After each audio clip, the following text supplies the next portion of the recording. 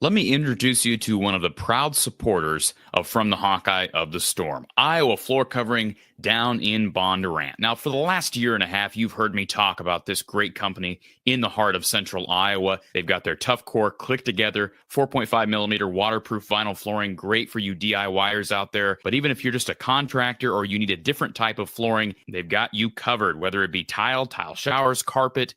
Give Iowa Floor Covering a chance to serve you better and serve your flooring needs. Visit them online at iowafloorcovering.com. That's iowafloorcovering.com, or you can give them a call at 515-379-7000. That's 515-379-7000. Thank you to Iowa Floor Covering in Bondurant.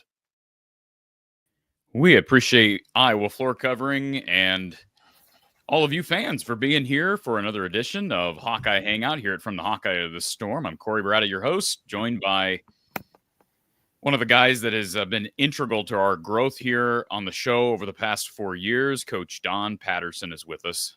Don, it's always good to see you, especially in January. And I'm glad you got the word about our proper dress coordination.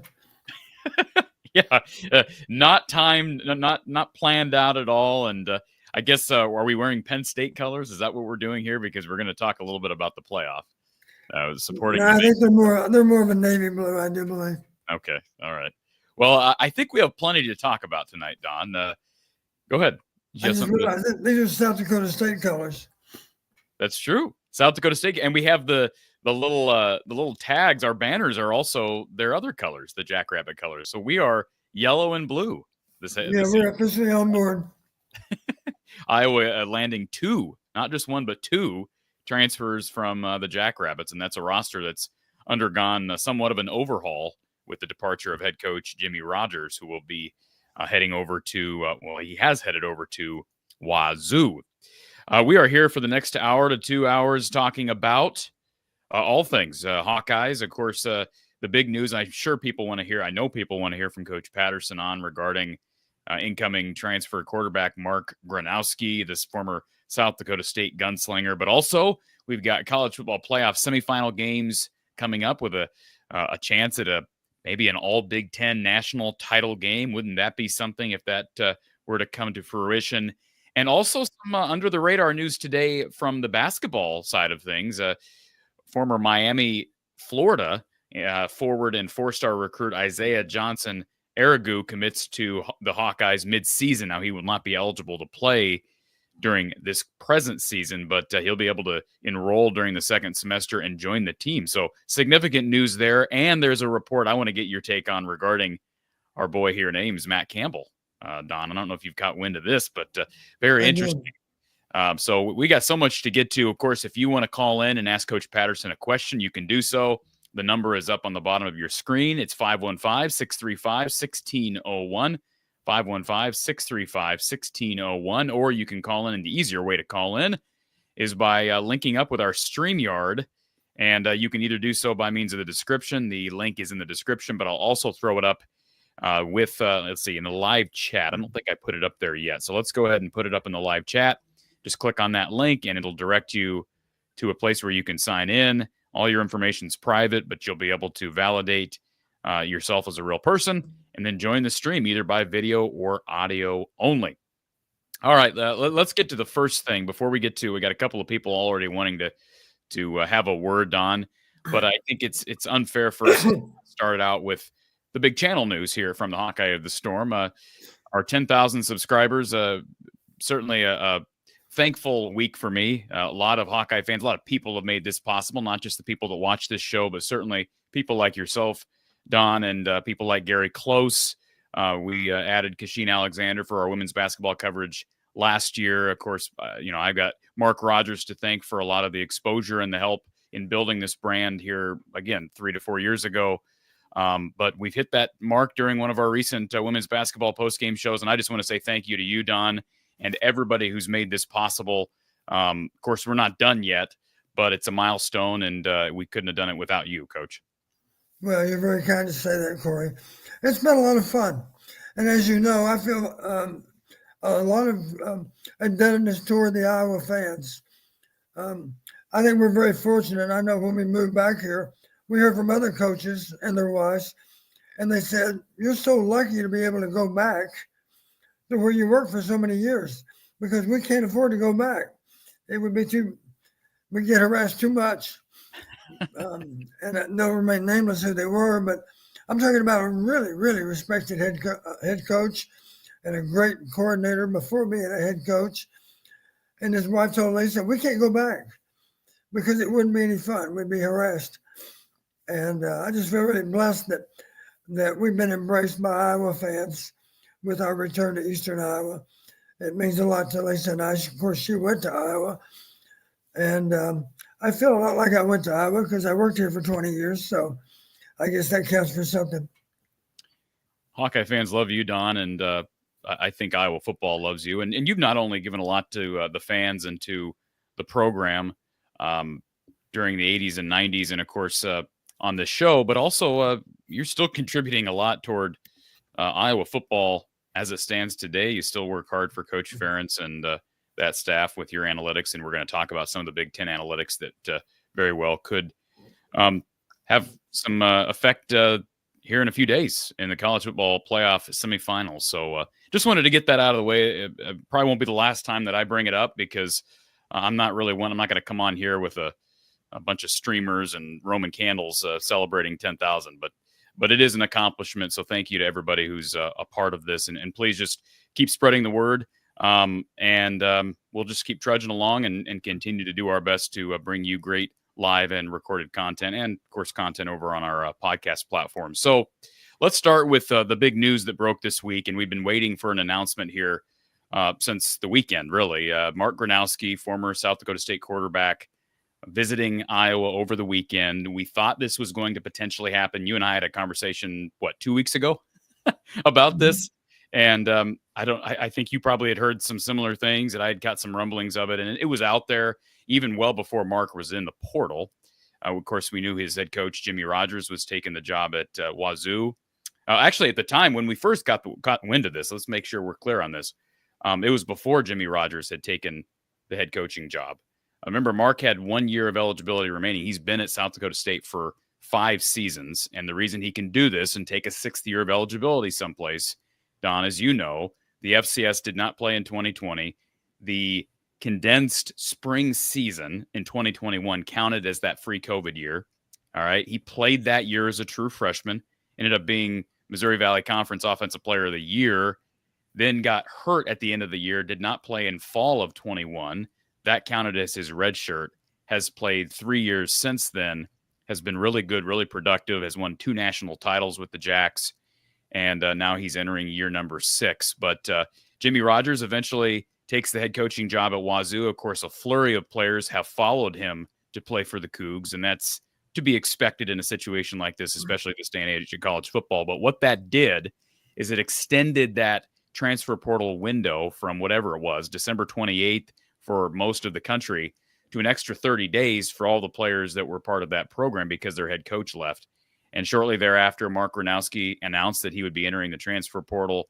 And again, we had already had reason to believe that Iowa was interested in him. And I think understandably so, having missed out on Bo Pribula, the Penn State quarterback who eventually committed to Missouri. And then I think what we saw in the Music Bowl, Don, that's the last time you and I have talked on the air.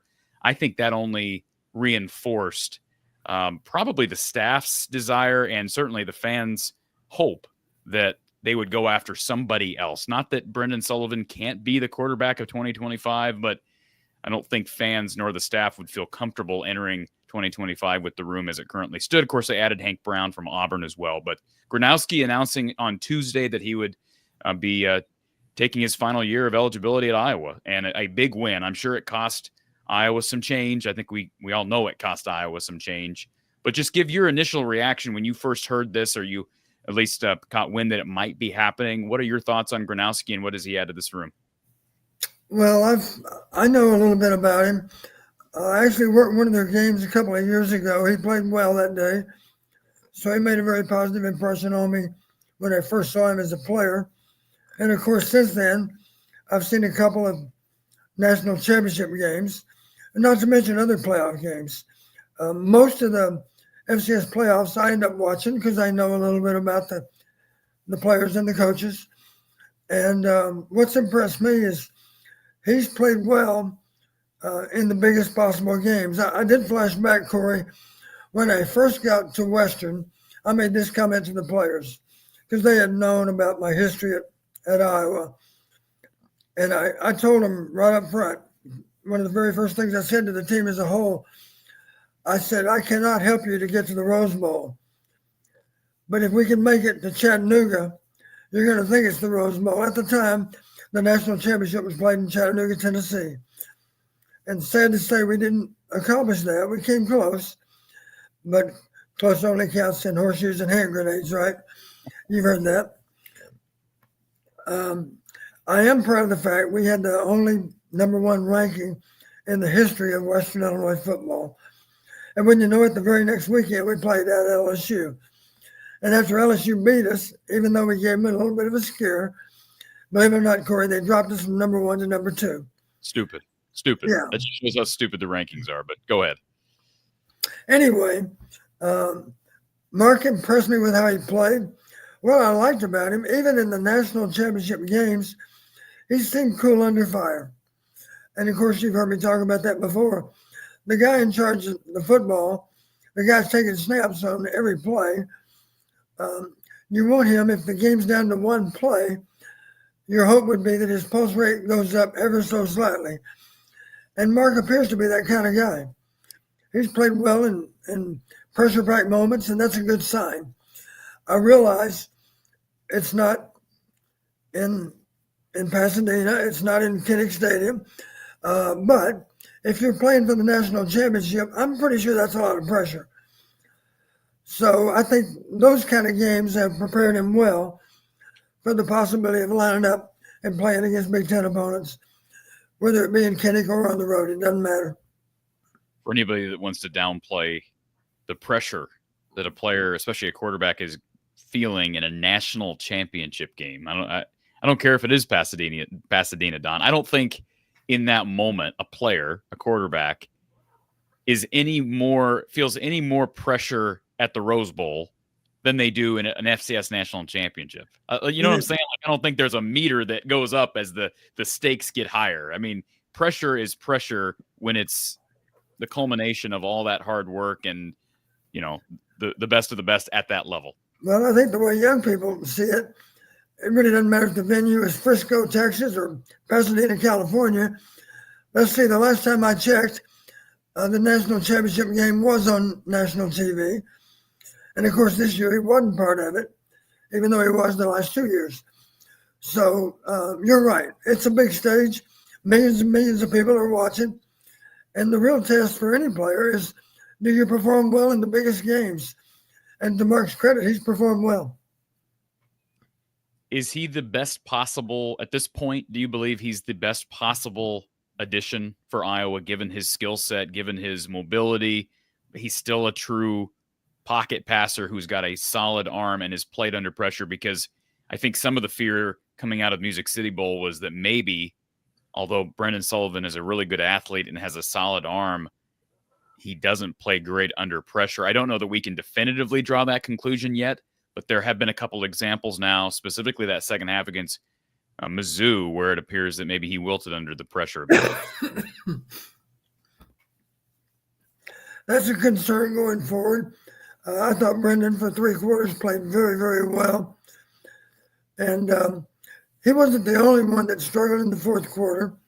There were other players that struggled as well. Got to give some credit to Mizzou for trying to play their best when the game was on the line. But the bottom line is we didn't get it done. And we have to live with that. One obvious question, Corey, is what can be done about it? Well, one thing you can do is come up with scenarios in practice that put a particular player under the gun. Give him the toughest possible looks. And maybe not against the scouts, but maybe 2 against 1, 1 against 2. That's a good way to go from a scrimmage standpoint. Nothing wrong with 1 against 1.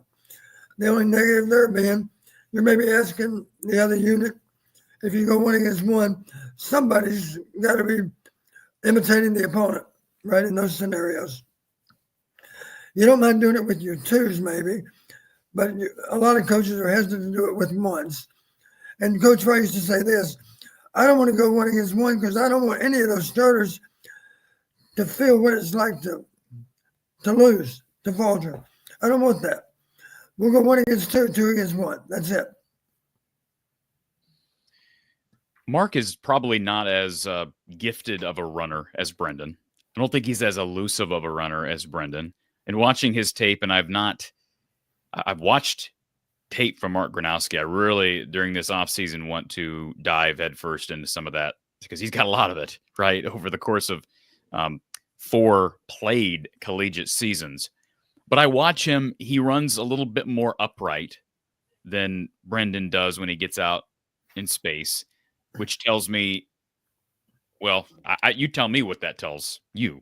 It appears to me he's not as natural of a runner, but he's got the size where he's able to kind of get away with that, if you will, but he's not going to be making guys miss left and right. He's going to be a guy who I think will probably be able to roll out and be a dual threat guy, will work well with the RPO, will probably open things up downfield because of his bigger arm and so forth. Is that a fair estimation? Yeah, that makes a lot of sense that you might think that way, Corey. I will admit, correct me if I'm wrong, 1,700 yards rushing his career. That's a lot of yards for a quarterback. Because let's not forget, of course, that sack yardage counts against that number. Now, I think it's fair to say he's had pretty good offensive lines.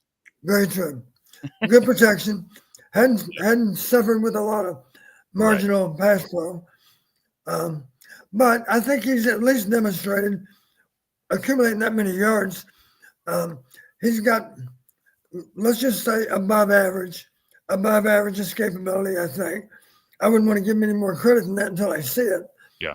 But I do think he's been able to eliminate a lot of sack situations and gain positive yardage, whether it was by flush or by scrambling. I don't know. I don't think that many of them were designed calls. Maybe more than what I realized because I haven't seen all the video, of course. 3 straight seasons of 60% plus completion rate. Also has caught a pass in every season played. Don? See, you told me something I wasn't aware of. He's caught a pass in every single season played. So I think probably give credit to people like John Stiegelmeier. I guess that would be one thing I want to add because, of course, Jimmy Rogers is leaving, but the majority of his career at South Dakota State, the first three seasons, I believe, if I'm not mistaken, were played under Coach Stiegelmeier, who you have a lot of respect for. Tell people who don't know your feelings on Coach Stiegelmeier and how you know John. He's an outstanding coach, had a great career. I respect him as much as anyone in college football. Wonderful role model for his players. Got great results through all these years. Actually, years ago, we had a game. It was his early years, I believe, at South Dakota State. It was played in Macomb. And all I can remember for sure is we beat them in something like 5 overtimes. I can't remember. The game lasted forever. And we finally won the game. That was before they came up with 2-point plays only on the third rotation through. But I believe it was something like 5 overtimes before we got a winner. And the winner was Western Illinois. I do recall that. I have to go back and look and see what year that was. Don, would you rather Gronowski or Cam Miller, the Solon graduate who just led North Dakota State to another national title? Which one of those quarterbacks is better? Well, I will give Cam a lot of credit. Cam has played better than what a lot of people thought he would be able to play in college. And one reason I'm going to cite for that happening, that would be that quarterback coach at North Dakota State, who's one of the best. I believe his name is Randy Hedberg. Randy Hedberg, yes. You've heard of him, haven't you? Let's not go down that. Yes, I've heard of him, Don. Yes. Yeah. I really give that young man from Solon a lot of credit because he's a combative guy. He's a great competitor. He certainly lays it on the line. I do know that he told his coaches, listen, you run me as much as you need to run me because the future's now. If you're getting ready to play for the national championship, incidentally, Montana State was unbeaten But it didn't surprise you or I, Corey, that North Dakota State might not be able to pull it off. I did ask the associate commissioner.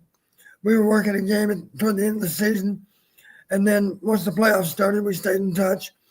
And I did ask him after North Dakota State eliminated South Dakota State, I said, how do you feel about the Bison in the championship game? Because he's seen a lot of FCS football. He said, I think we'll have another champ from the Missouri Valley. And sure enough, they did. The best team won the game. Somebody in the chat brought up rating the best teams in the FCS. Can you do that?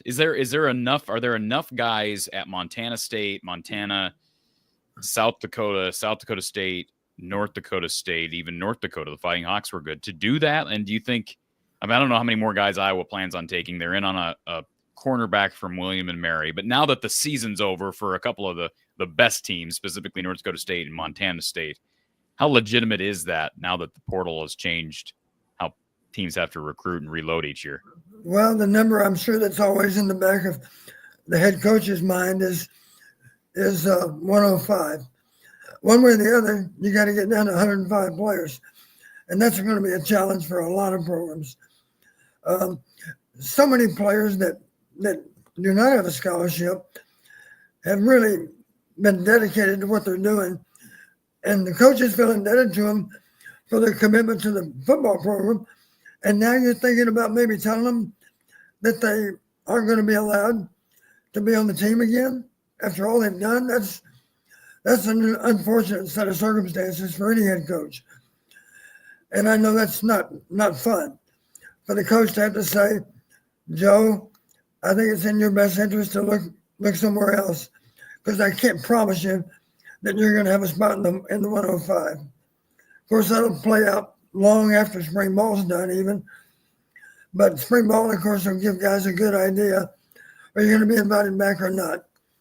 And in that regard, there'll be a lot riding on those practices in the spring. I think it's still 15 only, but every last one of those practices will be valued by the players, no doubt about it. And I want to reiterate something that we talked about yesterday during our show with Mark.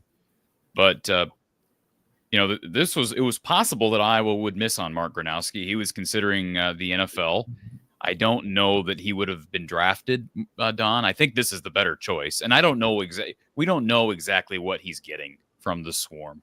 I said yesterday I wouldn't be surprised if it's close to 7 figures. Maybe that's high. I don't know. He's only given him 1 year. But Don, I wouldn't be surprised if it's close to 7 figures. What goes through your mind when I say that? Well, I'm smiling because I don't think Lisa would mind. The other day when big numbers was discussed, she asked, somehow that number of 1.0 was mentioned. And she said, is he worth $1 million? My response was, I'm not sure any college quarterback's worth $1 million. But obviously they're worth what the market bears. And right, exactly. I guess there are some quarterbacks that are worth more than $1 million. Right. It's a crazy position that we're in. I hate that we're in this position, but we really can't do much about it other than go with the flow, I guess, and try to make the best of a bad situation. And Kirk is making $7 to $8 million every single year. So I guess you're saying if he's worth that much, then maybe. I'm not. Here's what I have an issue with. I'm not saying you're saying this, but what I have an issue with is when people scoff at the idea of an college athlete making that money, and I'm like, well, the schools are just raking in millions, and Kirk makes millions. Now he works for it. I'm not saying he doesn't, but I'm saying he's making $7 to $8 million a year. So the money is there. It's got to go to somebody. I don't have an issue with paying the players. I wish there was more structure. I think you and I can agree. We wish there was more structure and oversight on these things. But what bothers me is you'll have a 7-figure quarterback that's being protected by a bunch of linemen that maybe only have a scholarship, nothing more. So that's a little bit odd. That's what bothers me, is such a discrepancy within the team. Yeah, I would be curious to know, for instance, I'm sure Logan Jones is getting a nice chunk of change to return for an extra year. But I'd be interested to know what his salary is next year. Well, I think You won't know. it pales in comparison, I think, to $1 million. I'm sure. Yeah. And frankly, if you look at the best quarterbacks in the league versus the best offensive lineman in the league, Tristan Wirfs is one of the higher paid O linemen now, right? I don't know what the numbers are. I'm not a salary guy, but I'm guessing that the best quarterbacks make substantially more than the best O linemen in the NFL as well, right? And it's safe to say any number of quarterbacks are making $10 million a year. Yeah. Mark Gronowski, 49-6 record for the Jackrabbits, over 10,300 yards through the air and over 1,700 rush yards, 93 total touchdowns, 20 interceptions, 37 rushing touchdowns. And like I said, 3 straight years of 60% completion rate. So that is Iowa. Here's a question for you, Corey, and I'm embarrassed that I don't know the answer for sure. Is one of those 6 losses in Kinnick Stadium? Was he the quarterback that day? Yes, he was. He was. Okay, if you go back and look at the stats, I'm just curious. They weren't good. Remember, that was the 7-3 game, and I believe he threw for 87 yards, and he was like 7-16, something like that. Okay, but in his defense, maybe the stats for the other quarterback weren't very good either. And let's not forget, that was the first game for him coming off the ACL recovery. So he tore his ACL end of the spring 21 year. Jordan Oladokin played in fall and actually played admirably for the Jackrabbits. He left, and then Gronowski took the job back. But that's a tall task. You've played one condensed year as a true freshman. You'd rip your ACL, and then you have to go to Kinnick. So I guess, honestly, if anything, I look at that and I say, hey, at least the kids played in Kinnick. Right. You know, that's a pretty raucous place to play in addition to all the other FCS environments and major stages. And let's not forget, that defense was really, in most people's eyes, second to none. Yeah. What they had to deal with week in and week out, not from the opponent, but from the other side of the ball is unprecedented. And yet they won 10 games, as we all know. All right, let's go to our first caller of the day. We've got Connor here bright and early. Connor, oh, shoot. Just unplugged my headphones. Give me 1 second, guys. Sorry about that. You're good. He got so excited, he ripped out the headphones. That's right. Thank you. I just have a few quick questions and a couple comments. First, I wanted to say thank you guys for the show. I always enjoy it. And I also wanted to say congrats on 10,000. Thank you. Appreciate that. No problem. Appreciate your support. My first question is for both of you guys. Is there a specific attribute about Gronowski that you are most excited for? Great question. You go first, Don. Number one for me, poise under fire. I think he'll play well in tight situations. Yeah, I would say what stood out to me is, and this is more of maybe a micro look as I'm looking play by play and what stands out versus what Don just said, composure, his experience at a high level, albeit FCS level. What I saw when I watched him on tape is he doesn't seem like he gets rattled in the moment. It's not just like in big games, pressure situations. I'm saying like when he's under fire, you don't see him panic. He'll just tuck the ball, go, get what he can. Like I said, he's not a real elusive runner, but he doesn't appear to me, Don, like he has fear of much. Now, he hasn't faced a lot of Big Ten defenses, but he has faced Iowa's defense in 2022. So there's an example. I think his poise in the pocket and his willingness to take the yardage when it's there, Connor, would be what I would say. But I do think, it's hard for me to judge a guy's arm. I'm not Don Patterson. Don, you've coached quarterbacks. You can do that a lot better than I can. But it appears he throws with touch. It appears he can throw the ball deep down the field. His completion percentage would tell me that he's accurate. How else do you look at a guy like this and judge a kid's arm at this level? Yeah, that's the thing you look for. Does he have to really strain to make all types of throws? And it appears to be almost effortless. So he's got a good live arm. And I think here's the other thing. I think he's going to be, from a physical standpoint, So Brendan Sullivan's like 6'4.5", 6'5". I think he's listed at 220. To me, Gronowski just looks bigger. He's 6'3", 230. At least that's what South Dakota State's got him listed at. And that's a pretty big filled out frame, Don. I mean, I made the comment yesterday that this is a man they're getting here. It's not like Jimmy Sullivan, who's coming in and is going to have to develop physically in addition to mentally. This kid's physically, there's nothing, I don't even know. He may end up losing a few pounds. Who knows? But if anything, he's maybe not to throw shade at Deacon Hill, but he's what people would have liked to have seen out of a guy like Deacon, albeit 20 pounds less. Somebody who's like Nate Stanley, who can extend plays not only with his feet, but also not a guy who's going to bite the dust upon, a feather that blows in from the north end zone in Kinnick, like certain quarterbacks who have been on the field in recent years for Iowa. I don't make it to very many games, but I did get to see the South Dakota State one, and I was very disappointed, obviously. But what I took away from that is he's incredibly tough. I watched him get beat up all day long during that game, and I was really taken back by his toughness, and he just continued to get back up. Yep. Sorry. And he is a physical runner. That's why I said earlier he's not as elusive as Brendan, but he's a more physical runner. Because he's not as elusive, Don. He's willing to take contact. And even though maybe I don't think had not seen him get low like you would hope that he would at times.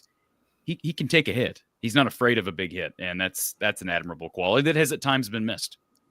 Corey, it crossed my mind that you might want me to come up with a quarterback that everyone knows about from his NFL days that might remind me a little bit of Mark.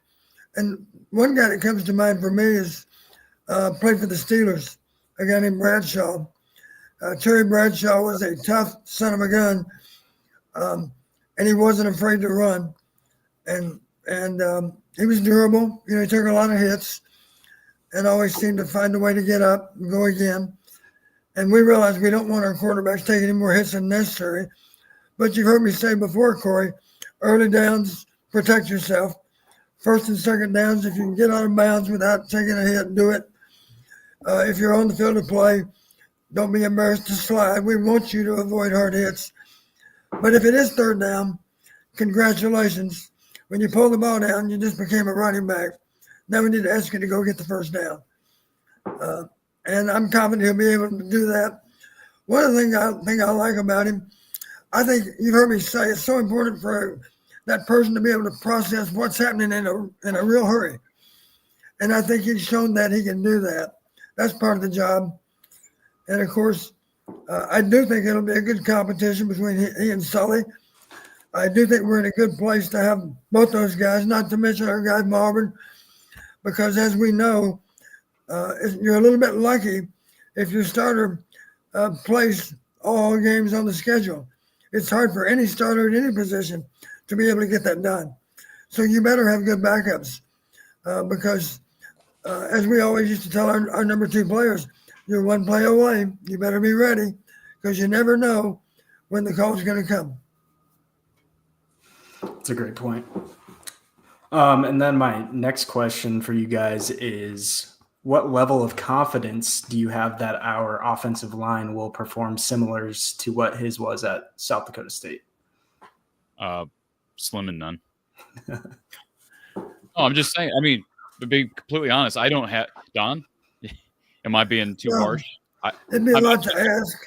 It's a blessing that they got Logan Jones back. Let me just say it's a blessing they got him back. They're going to get Jennings Dunker back, but I don't think pass protection was all that great this year, Connor. And now you're getting a new left tackle in there, so I think they got work to do in the portal. And if it's not through the portal, I know there's positive chatter about a couple of guys that are currently on the roster. They've got it. Trevor Lauk was a real highly touted kid. They got a couple of guys who have not been able to stay healthy that maybe, I don't know. I don't know what the answer is at the other guard spot. Maybe it's Cade Pieper. But, Don, I don't know. Am I being too hard on that O-line? No, I don't think so. The tradition of the program, of course, is when it's your time to step into that starting lineup, you find a way to be ready to do it. And you mentioned Lauk was highly recruited, believe he was a 4-star. Is that right? Yes. Well, congratulations. We need you to play like you belong. We need you to play winning football against everyone on our schedule. That's a lot to ask, but that's your job. And we're going to be disappointed, as will you, if you're not able to get that done. One rule will never change, Corey. The rule is going to be there have to be 5 guys out there on offense numbered 50 through 79. And they all resemble offensive linemen because that's what they are. So the best 5 are going to be out there. And frankly, you heard me say before, you need to have a minimum of 8. And that would allow you to have a backup center, a swing guard, and a swing tackle. Minimum of 8. It's hard for anybody to have 10 players in the O-line that can play winning football. If you have 8, you're in pretty good shape. Anything short of that, you better be nervous because it's going to be hard for it to last. They're losing Connor Colby. They're losing Mason Richmond. They're losing Tyler Ellsbury. Those are 3 old pieces, and all of them contributed. I know people wanted to rip Nick DeYoung for some of his struggles early in his career, but he was at least a piece there that you could kind of plug in there and know what he's going to give you. I mean, I'm just running through the people here, Connor, as I'm scrolling here on the roster, and I'm like, okay, if it's not Lauk and it's not a portal guy, the other guys that I look at as true tackles are Cannon Leonard, Cale Crow, and Jack Dotzler. None of those guys. Dotzler's, I think he's appeared on a couple of 2-deeps, but in general, like none of those guys, I've not heard anything, and I'm not, in the ears of people like George Barnett on a regular day-to-day basis to kind of get feedback. But I just think there's a big question mark there. And then depth. You don't want to just have 5 guys, Don. You want to have 6 to 8 that you're comfortable playing. And I think they had that this year. And I just, until I can see George Barnett do that and it not take 3 more years, I'm you asked me too. You said, Connor, do we expect Iowa to be able to perform like South Dakota State's offensive line? I'm guessing, Don, I didn't watch a ton of Jackrabbit football, but I'm guessing they had one of the best offensive lines every year in the entire FCS, right? Is that fair? So do I think they're going to be, is Iowa going to be one of the best in the FBS next year? No way. Not in pass pro. I can promise you, if you look through all the NFL rosters, you would be surprised how often South Dakota State and North Dakota State show up on those rosters. They have guys that go in and play in the NFL just like Big Ten teams do. Yeah, that doesn't surprise me. I haven't watched a lot of FCS football, but I did get to watch the championship game, and I was very entertained. That was a great game. I was glad I picked that one up. In Montana State, the Montana schools, they got a lot of talent as well, Don. We don't necessarily think about them because we're regionally here. There's so many great schools in the Dakotas and even Coach Farley's old squad up in Cedar Falls. So anything else, Connor? Nope, that's it. Thanks again, guys. Good call, sir. Good stuff. Good call from Connor. Blake with the super chat here. I watched some highlights today on Gronowski's career, and he says from his paper stats and watching him a bit, I believe he will greatly improve the team. I think that's a reasonable expectation. Greatly improve the team.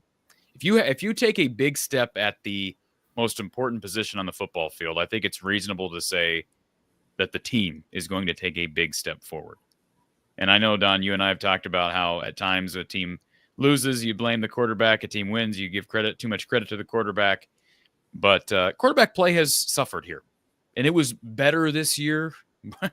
At times it was not much different than what we had seen over the last 3 years. Tell fans why this isn't going to be another Cade McNamara failed experiment. Tell them why it's not.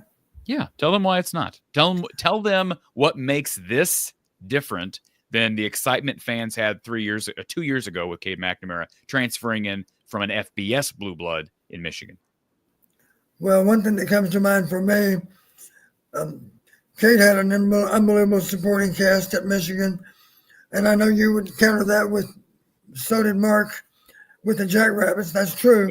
But one major difference, Cade suffered a couple of significant injuries, and with a little bit of luck, Mark won't have to go through all that.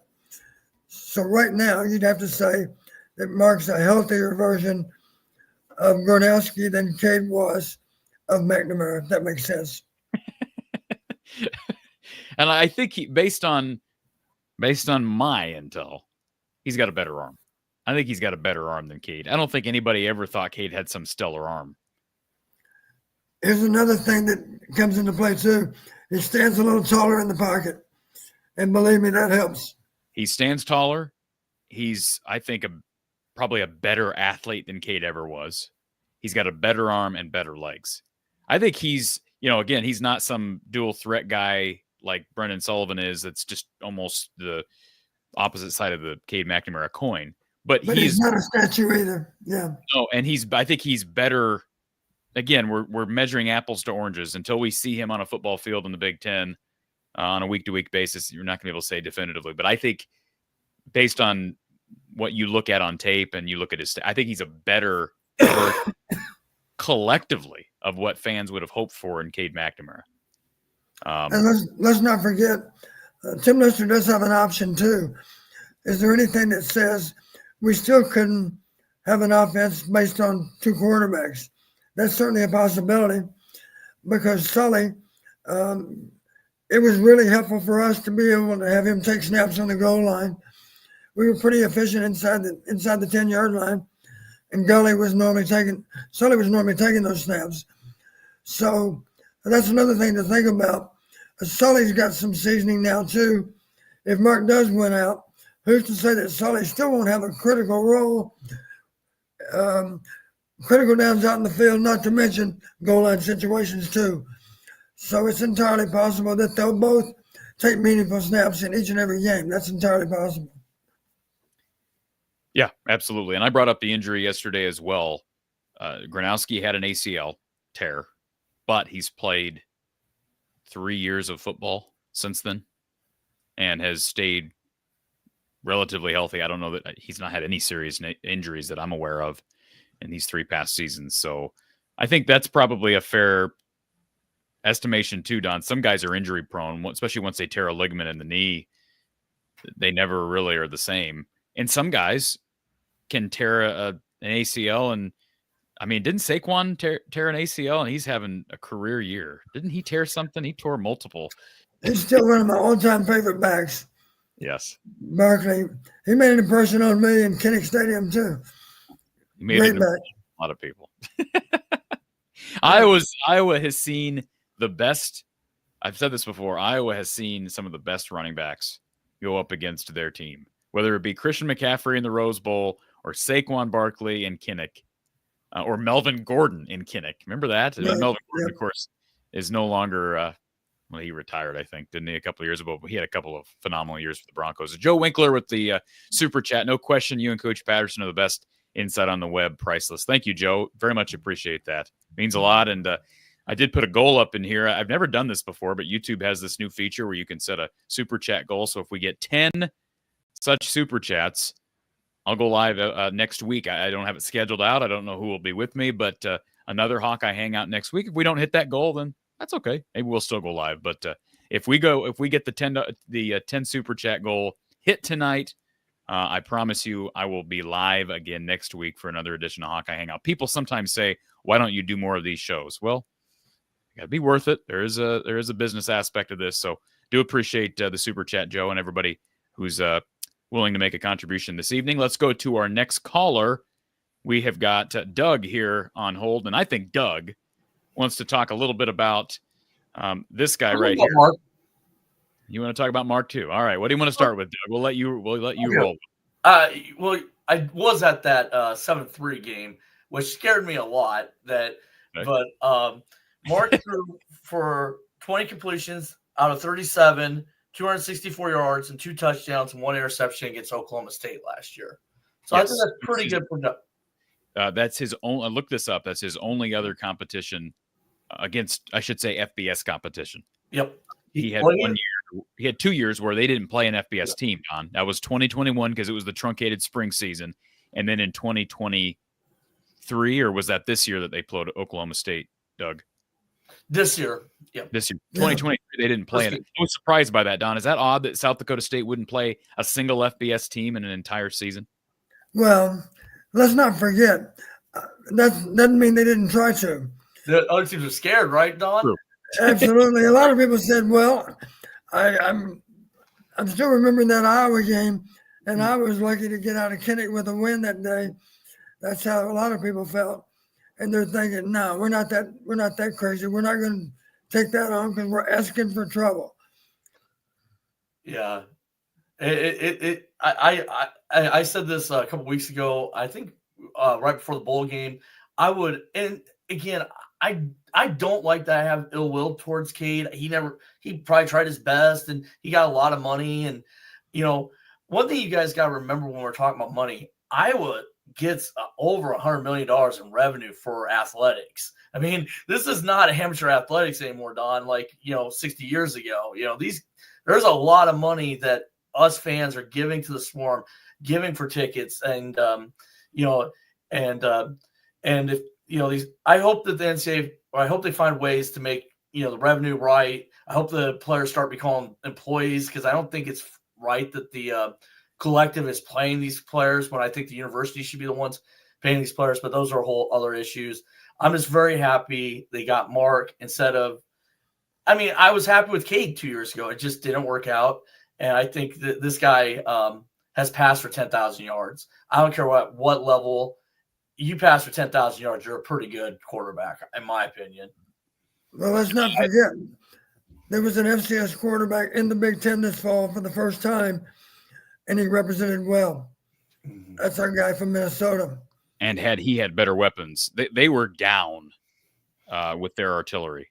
Minnesota traditionally under PJ has had very good running backs and very good receivers. They were down in both of those rooms this year. Had they been that they had a Rashad Bateman or I'm trying to think of some of their great tailbacks they've had, Mo Ibrahim.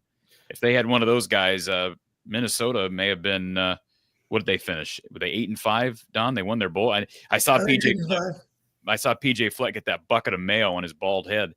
But anyways, go ahead, Doug. Oh, like I said, I have quite a few things. I don't want to be too long-winded. I know that, like I said, pretty emotional this last week being a Hawkeye. I was at that basketball game last night, and when they were down by 15, that was the worst feeling I ever had as really a Hawkeye fan, because I've been trying to stay positive. I've been getting in a little bit of tussles on Facebook with some people, but when they came back and see Peyton do what he did, and he talked about his spirituality and coming back, and that was truly a great comeback. And it doesn't mean anything for them going forward, but it showed maybe some of those questions that were asked that I was asking. This team still has heart and still is playing for a lot. 30-point loss to Wisconsin doesn't change these guys' spirit. I mean, doesn't change their competitiveness. Every D1 basketball player wants to win, and I think I forget that at times. When they were down 15, Doug, last night, where was your mind? You were there, but I mean, what was your mindset in that moment? Well, it was really weird because when they were down 15, this guy right behind me, and I get critical sometimes, was just screaming, "You're not an NBA player. What the hell you did about Peyton?" And I'm just like, dude. And then Peyton went off. My mindset was, I don't, like I said, I don't want my mood ever to be affected by the outcome of a game. But, I really felt for the players. I'm like, it just has to be so difficult. And like I said, I know what type of person Peyton is. And I just knew how difficult it was. Cat's always messing around. I knew how difficult it is. And, like I said, sometimes you forget these guys are 22. You forget that they're emotional, and you expect them to make every shot because they're that good. Peyton's that good a player. He could make every shot, He also can miss quite a few shots, and you just forget that. And I'm just so proud of they didn't quit. And, that makes me very happy. Can we agree, though, that Peyton played horribly in the first half? Yep. So he's got to be more. Yeah, I know I'm not telling you anything you don't know. He's got to be more consistent. And, as much credit as you give to Peyton Sandfort for going off in the second half, I also I think if you're Fred Hoiberg, you got to be kicking yourself because you just don't let him get those looks to get the blood flowing because he had nothing. I know he talked about what he did at halftime, but he had nothing going. Yeah. Until he got a couple. Wrong. I believe he had 0 points at the half, didn't he? Yeah, he did. Yep. Well, here's a good research project for someone. See how often anybody gets 30 points in a half in any game in college basketball. But here's my problem when first of all, you know what's crazy about that? Wasn't Fred Hoiberg the coach of that Iowa State team in 2015? Yeah. So Iowa's had 2 30-point half individual performances, both against Fred Hoiberg. What was more, first of all, with all due respect to Peyton Sandfort, now I'm going to start being accused of being a Peyton Sandfort hater. I know. But, Doug, with all due respect to Peyton Sandfort, that game, I was at the game in Hilton in 2015, Jared, Utah. That was so much more impressive. He's hitting shots at difficult angles in a raucous environment. What was so abundantly frustrating about that is he disappeared in the second half. I don't know what happened, and Iowa State came all the way back and won. Part of what Peyton has going for him is he hits threes, and he also got fouled and went to the free throw line, made 3 there. But no, I give him credit. He came on when he needed to, and if he's going to lead this team to the tournament, he's got to be able to give them 20 points a game. 4 of their next 5 are at home, and they have a home game against Indiana. Then they go to their LA trip. Then they have 2 Minnesota and Penn State. So they have a lot of winnable games out there. So I don't think USC's all that good. Indiana's had their struggles. Minnesota is the worst team in the Big Ten. And Penn State, I don't know what to think of them yet. I also wanted to bring up IJA. I don't know what exactly his name is. The kid from Miami. Isaiah Johnson-Arigu. I believe it's Isaiah Johnson-Arigu. I just think that's in today's culture, you can't burn bridges when you're recruiting. And I'm very proud of Fran for not doing that. We lost this kid last year. We went and got Tajo instead. But, with basketball's different from football, we only have so many scholarships. And I just think that's, Fran finished his second a lot in recruiting. And maybe some of those guys might come back, with the new transfer portal rules. So, I think that's a very something that got to be looked at. And we were hoping at least I was mildly hopeful that when Coach Bennett retired at Virginia, that what's his face down there would come back. What's that kid's name that went to Virginia? Doug, who am I thinking of? Last. Sure. Okay. I know. But Nichols? No, that's North Carolina. I'm getting. I'll figure it out. But no, I've watched Isaiah Johnson. Watched him film him. I watched film him back when they were recruiting him. Yeah, a year ago, right? Part of the 24 class. Has not played in Iowa. He's played, I think, 8 games, and he's kind of like their 11th man. So I don't know what didn't work out there, but he played in 8 games so far this year. I kind of wish that he didn't lose a year of eligibility for playing 8 games at Miami. That kind of sucks. I don't know. Maybe the NCAA will grant him something, but he'll have 3 years of eligibility and be in that same class. Continue on basketball. Just stay real quick. You know who he reminds me of? This is going to make fans probably roll their eyes. You know who he reminds me of that played in an Iowa uniform? And I'll give you a hint. We just talked about him. Jared Uthoff? I don't know who. Okay. He reminds me of Jared Uthoff. Way he plays. A little bit. Yeah. And I'm sure fans would be like, what are you talking about? But if you watch him, he's not real fast. Okay. He's got good hops. He's probably a better athlete than Jared Uthoff. I think Jared Uthoff was a little longer. I think Jared was probably closer to 6'8". Johnson-Arigu may be closer to 6'6", 6'7". But they have really smooth jump shots. They can pull wherever. Very fluid jump shots. They had both have a nice fadeaway. I think both of them, we're going to see Johnson-Arigu with the ability to post up players and hit that Dirk Doncic type of fadeaway shot from different angles. And he's effective around the rim. I think the question is going to be with Johnson is at Iowa, because first of all, I listened to an interview with this young man when he committed to Miami. And one of the things he said he liked about Coach Larrañaga was that Coach Larrañaga was laid back and calm. Well, Fran's starting to get that way. Well, you're right. You're right. Fran is starting to get that way, and I don't like it. But My question with this young man is, will he fit into the culture? It's a big culture change. I know he's from Minnesota, right? But man, Miami to Iowa City. But I think he's got the tools to be really good. He's just going to take some development, and he'll get it this year. He'll get it this season once he gets it. He'll enroll now, right? And he'll be able to practice. Okay. Yes. Enroll. Yeah, that's what I meant. I mean, right. Again, thank you guys so much. Like I said, you know, I don't think I ever told you how I found your show, Corey. I literally was because I live here in Ames. I Googled how do I meet Hawkeye friends in Ames, and your show popped up. And I was like, oh, because I always say I am in the eye of the storm. I'm just, you know, and that's just why I don't want to fight with any of my Hawkeye brothers and sisters. I feel good this afternoon. I feel good about basketball, and I think Mark is going to be a tremendous quarterback for us next year. I could be wrong. But the dude did really well at the FCS level, and anyone that can, again, I'm repeating myself, anyone that can pass for 10,000 yards at any level is a good quarterback. And again, I really appreciate your show. Really appreciate, you know, being able to talk about my Hawkeyes and not get laughed at. You know, I appreciate it a lot. Thank you, Don. And you're so awesome. And like I said, I appreciate everything you did for the Hawkeyes. One of these days we have to get Tim Dwight on here. Okay, Don, you have to work that out. That's a good idea. Yeah, that's a good idea. Tim Dwight on here. If you get Tim Dwight on here, I'll make sure to do the most I've ever. I don't have much money, but I'll super chat you pretty well there. Okay, sounds good. Appreciate that, Doug. Good stuff. And this is where sometimes you get so busy, not locked into social media. Apparently, the William and Mary DB committed to Wake Forest, so he's off the board. Apparently, that must have happened yesterday or today, and I haven't been on Twitter much. So there you go.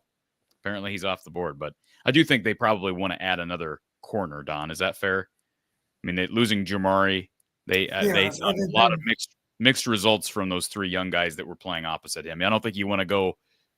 You don't want to go two starters from that group and maybe a guy who was a true freshman last year in Jalen Watson. Well, you've heard me say you got to have two good corners. One's not enough. Right. So and based on that, we should get another corner in here. Give him a chance to be one of those two. Missed Push says, what about the wide receiver from Chattanooga? So the latest on this young man who was scheduled to go out to USC for a visit. It sounded like it was coming down to Virginia Tech and Iowa, but USC made a late push. But by all reports out there, he did not go to USC. And now On3's Pete Nakos is predicting that Chattanooga wide receiver Sam Phillips will transfer to Iowa. And the scuttlebutt, I have not had a conversation with Sam Phillips, but the scuttle out there is that this announcement could come very soon, Don. And I don't know that you and I have had conversations about Sam Phillips, but one thing that intrigues me, and I'll share my screen for anybody that doesn't know about this young man, kind of give you an idea of what Iowa would be getting as it relates to production, all that stuff, size, etc. So he's a guy who accounted for over 800 yards this season. But look at his measurements, Don. 5'9", 185. You know I love that.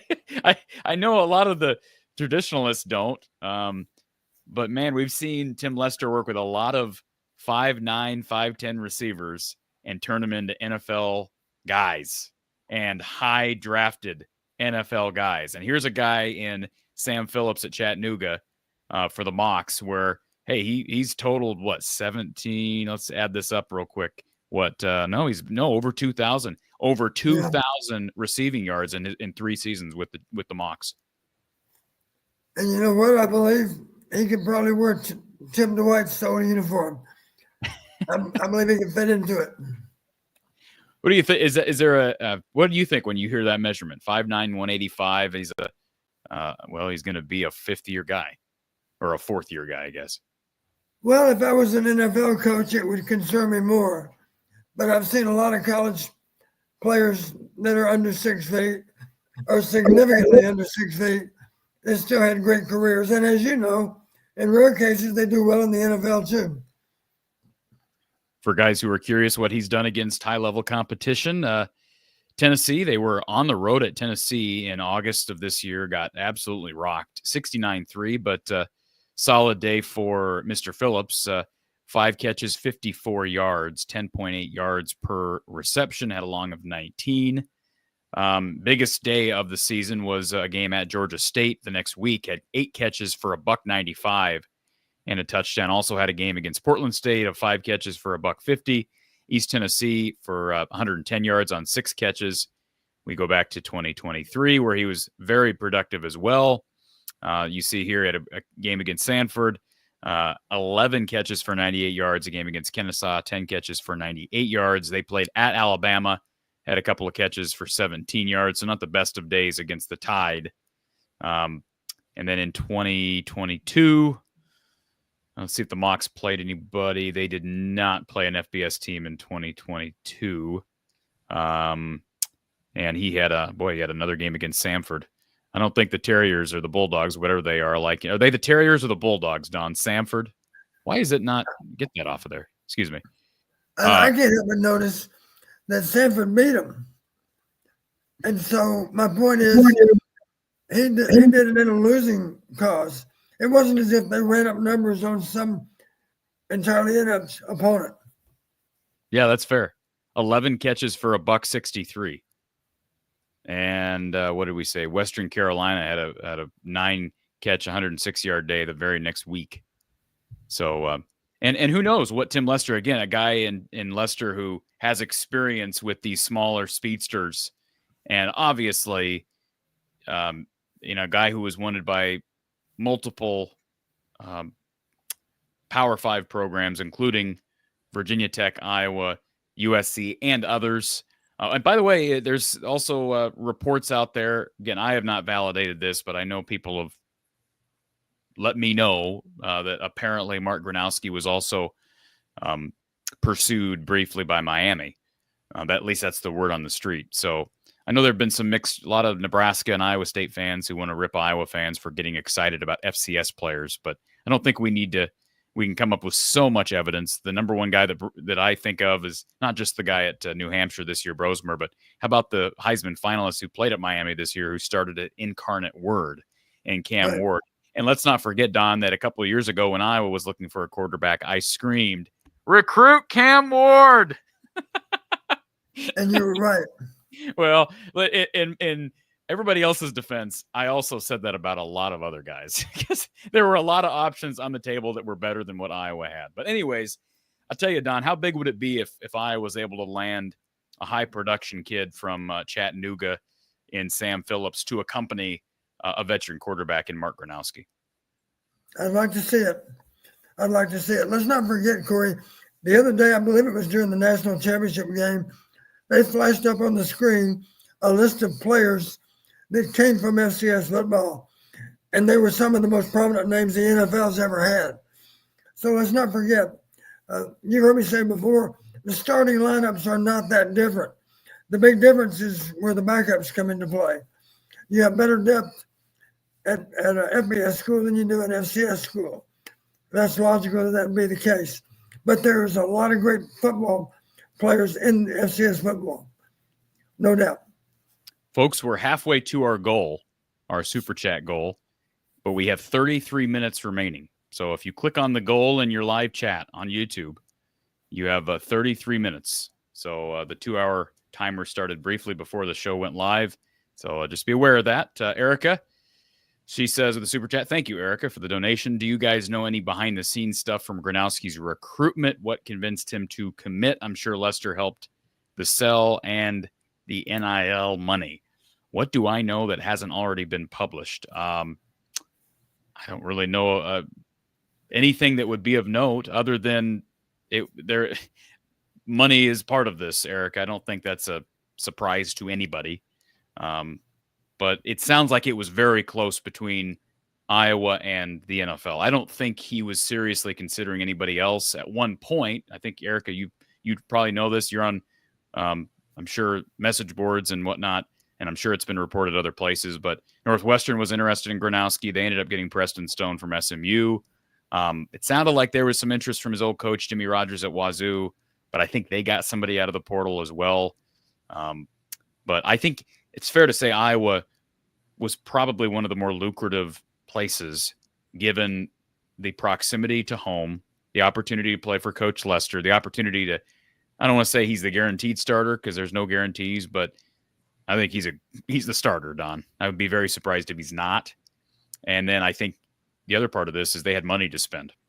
And Bo Prabula turned him down. And so, but I would have to think, and I'd have to hope that Coach Lester and what he's able to sell about what he's doing at receiver, possibly bringing in a kid like Sam Phillips, that will only help the cause, and that helped the cause in getting him to commit when he did.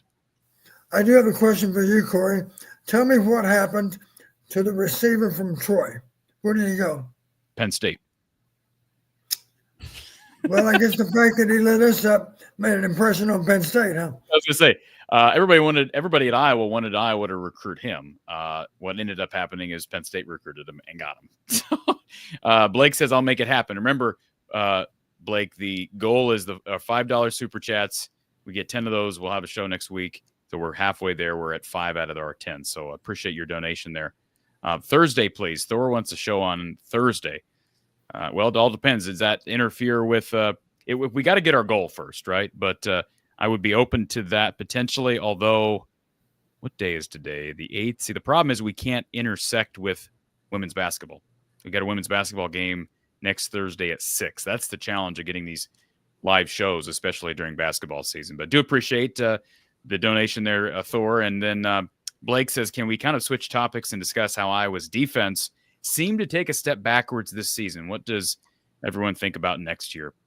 Don, now that the season's behind us, we've seen the bowl game out, and now we're moving into the offseason. How do you account for what seemed to be a drop in production from a group that retained almost everybody, with the exception being Cooper DeJean and Logan Lee and Joe Evans?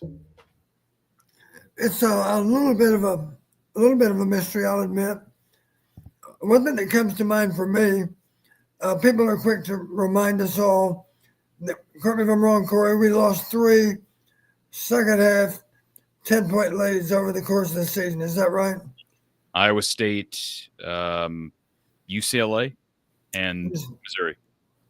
Yeah. Well, and of course, the first thing, simplistically, people would say, well, what in the world happened to our defense? But let's not assign all the blame to the defense, because we obviously didn't generate nearly as much offense in each of those second halves. So, it's a complementary game. The defense and offense need to work in support of each other. And one reason we struggled in all 3 of those games is our numbers really fell off in the second half on offense. I think that's true in all 3 cases. So we're putting the defense under extra pressure because we're not offering them a lot of help offensively, and that makes their job even more difficult than it already is.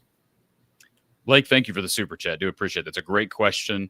And I would think that this is only going to give one of the best coaches in college football motivation, Don. Even at this stage in Phil Parker's career, this was one of the more disappointing results. I'd have to think for him, he's going to look back and say he's going to be as frustrated as he's probably ever been as the DC here. Is that fair, Don? I can't think of a year where the high expectations were as high. Maybe they weren't as high internally, but with all the guys he got back, I would have to think that they were close. I would say this. A lot of people, coaches that I know, if their players don't perform the way they need them to, at least often they're quick to blame the players. But great coaches don't do that. Great coaches simply continually ask themselves, I've got to do a better job of supporting these players. What can we do differently? I have to be more help to them than I've already been. Excuse me. So that's exactly the way our defensive coordinator is going to think.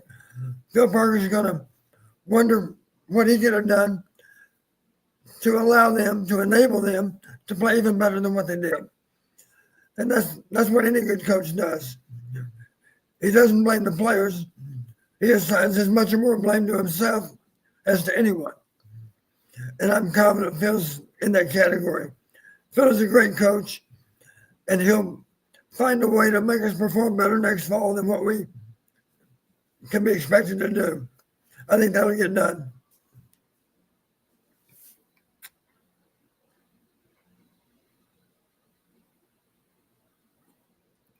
Corey, are you still there?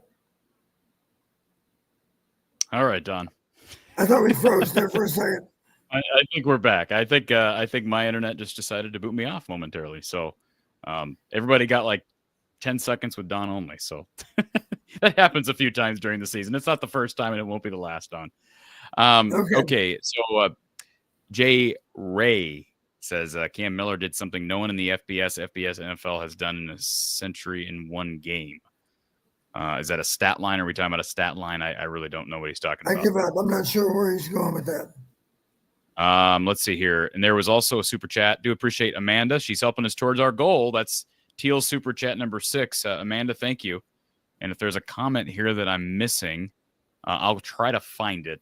Do appreciate you being here, Amanda, and thank you for the super chat donation. Let's go to our next caller, and I want to make sure we cover this. So one question somebody brought up, Don brings up Gronowski. Gronowski did not tear his ACL last year. So as Jen says in the chat, that was his freshman year, his true freshman year, which was spring of 2021.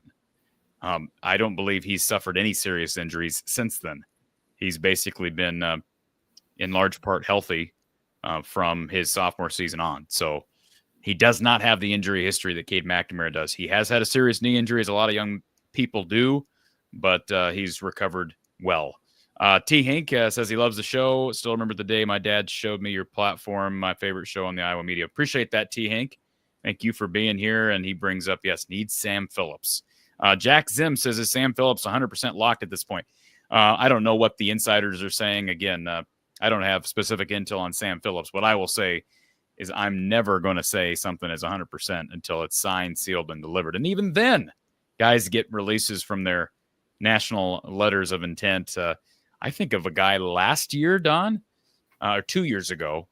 Was it last? I think it was last year. Anyways, the kid that had committed from the FCS ranks to Virginia, his name was on the Virginia roster, and then he flipped over to Iowa. What was his name? Struggled to see the field at Iowa 2 years ago on the offensive line. Great young man, real positive, loved his experience at Iowa, just struggled to see the field. And I can't remember his name, but my point is, especially with the transfer, there is no national letter of intent. Guys just enroll. So it's a lot easier now with the transfer rules to hop around and change your mind, for lack of a better word. So until it's official, it's not official. And we've not even gotten a commitment officially from Sam Phillips. And we hope that comes tomorrow.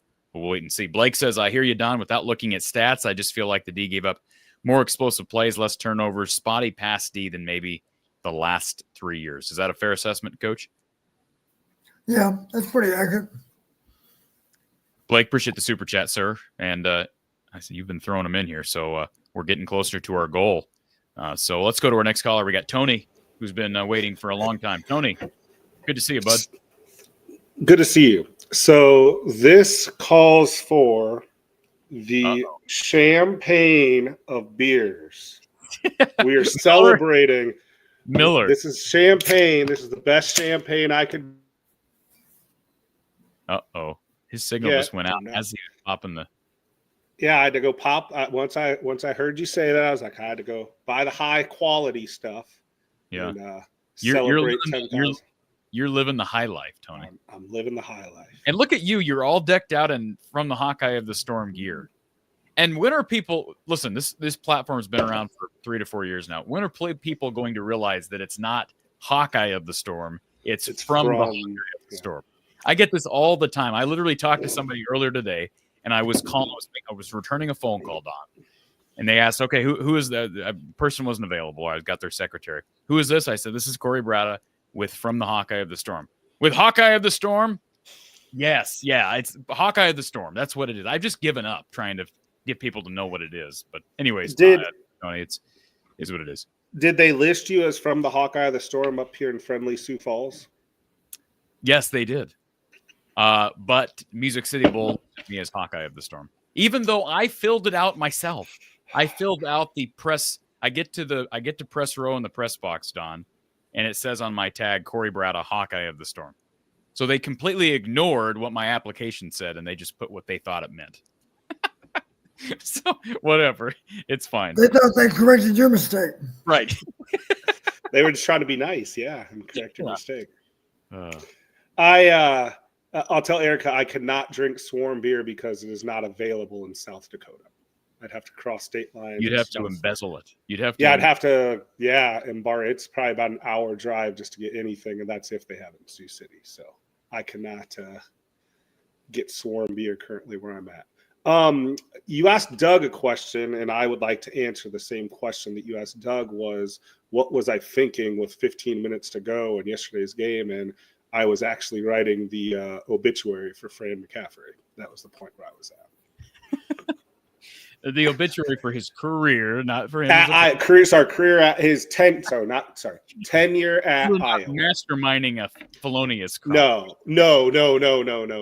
Can we agree, Tony, that like I'll admit, as an imperfect person, and I'm not saying that that's a slight against you, but I was 15 down. I'm thinking, what could happen here? I'm thinking to myself, okay, they lose tonight, and then they just start losing to everybody. Mm-hmm.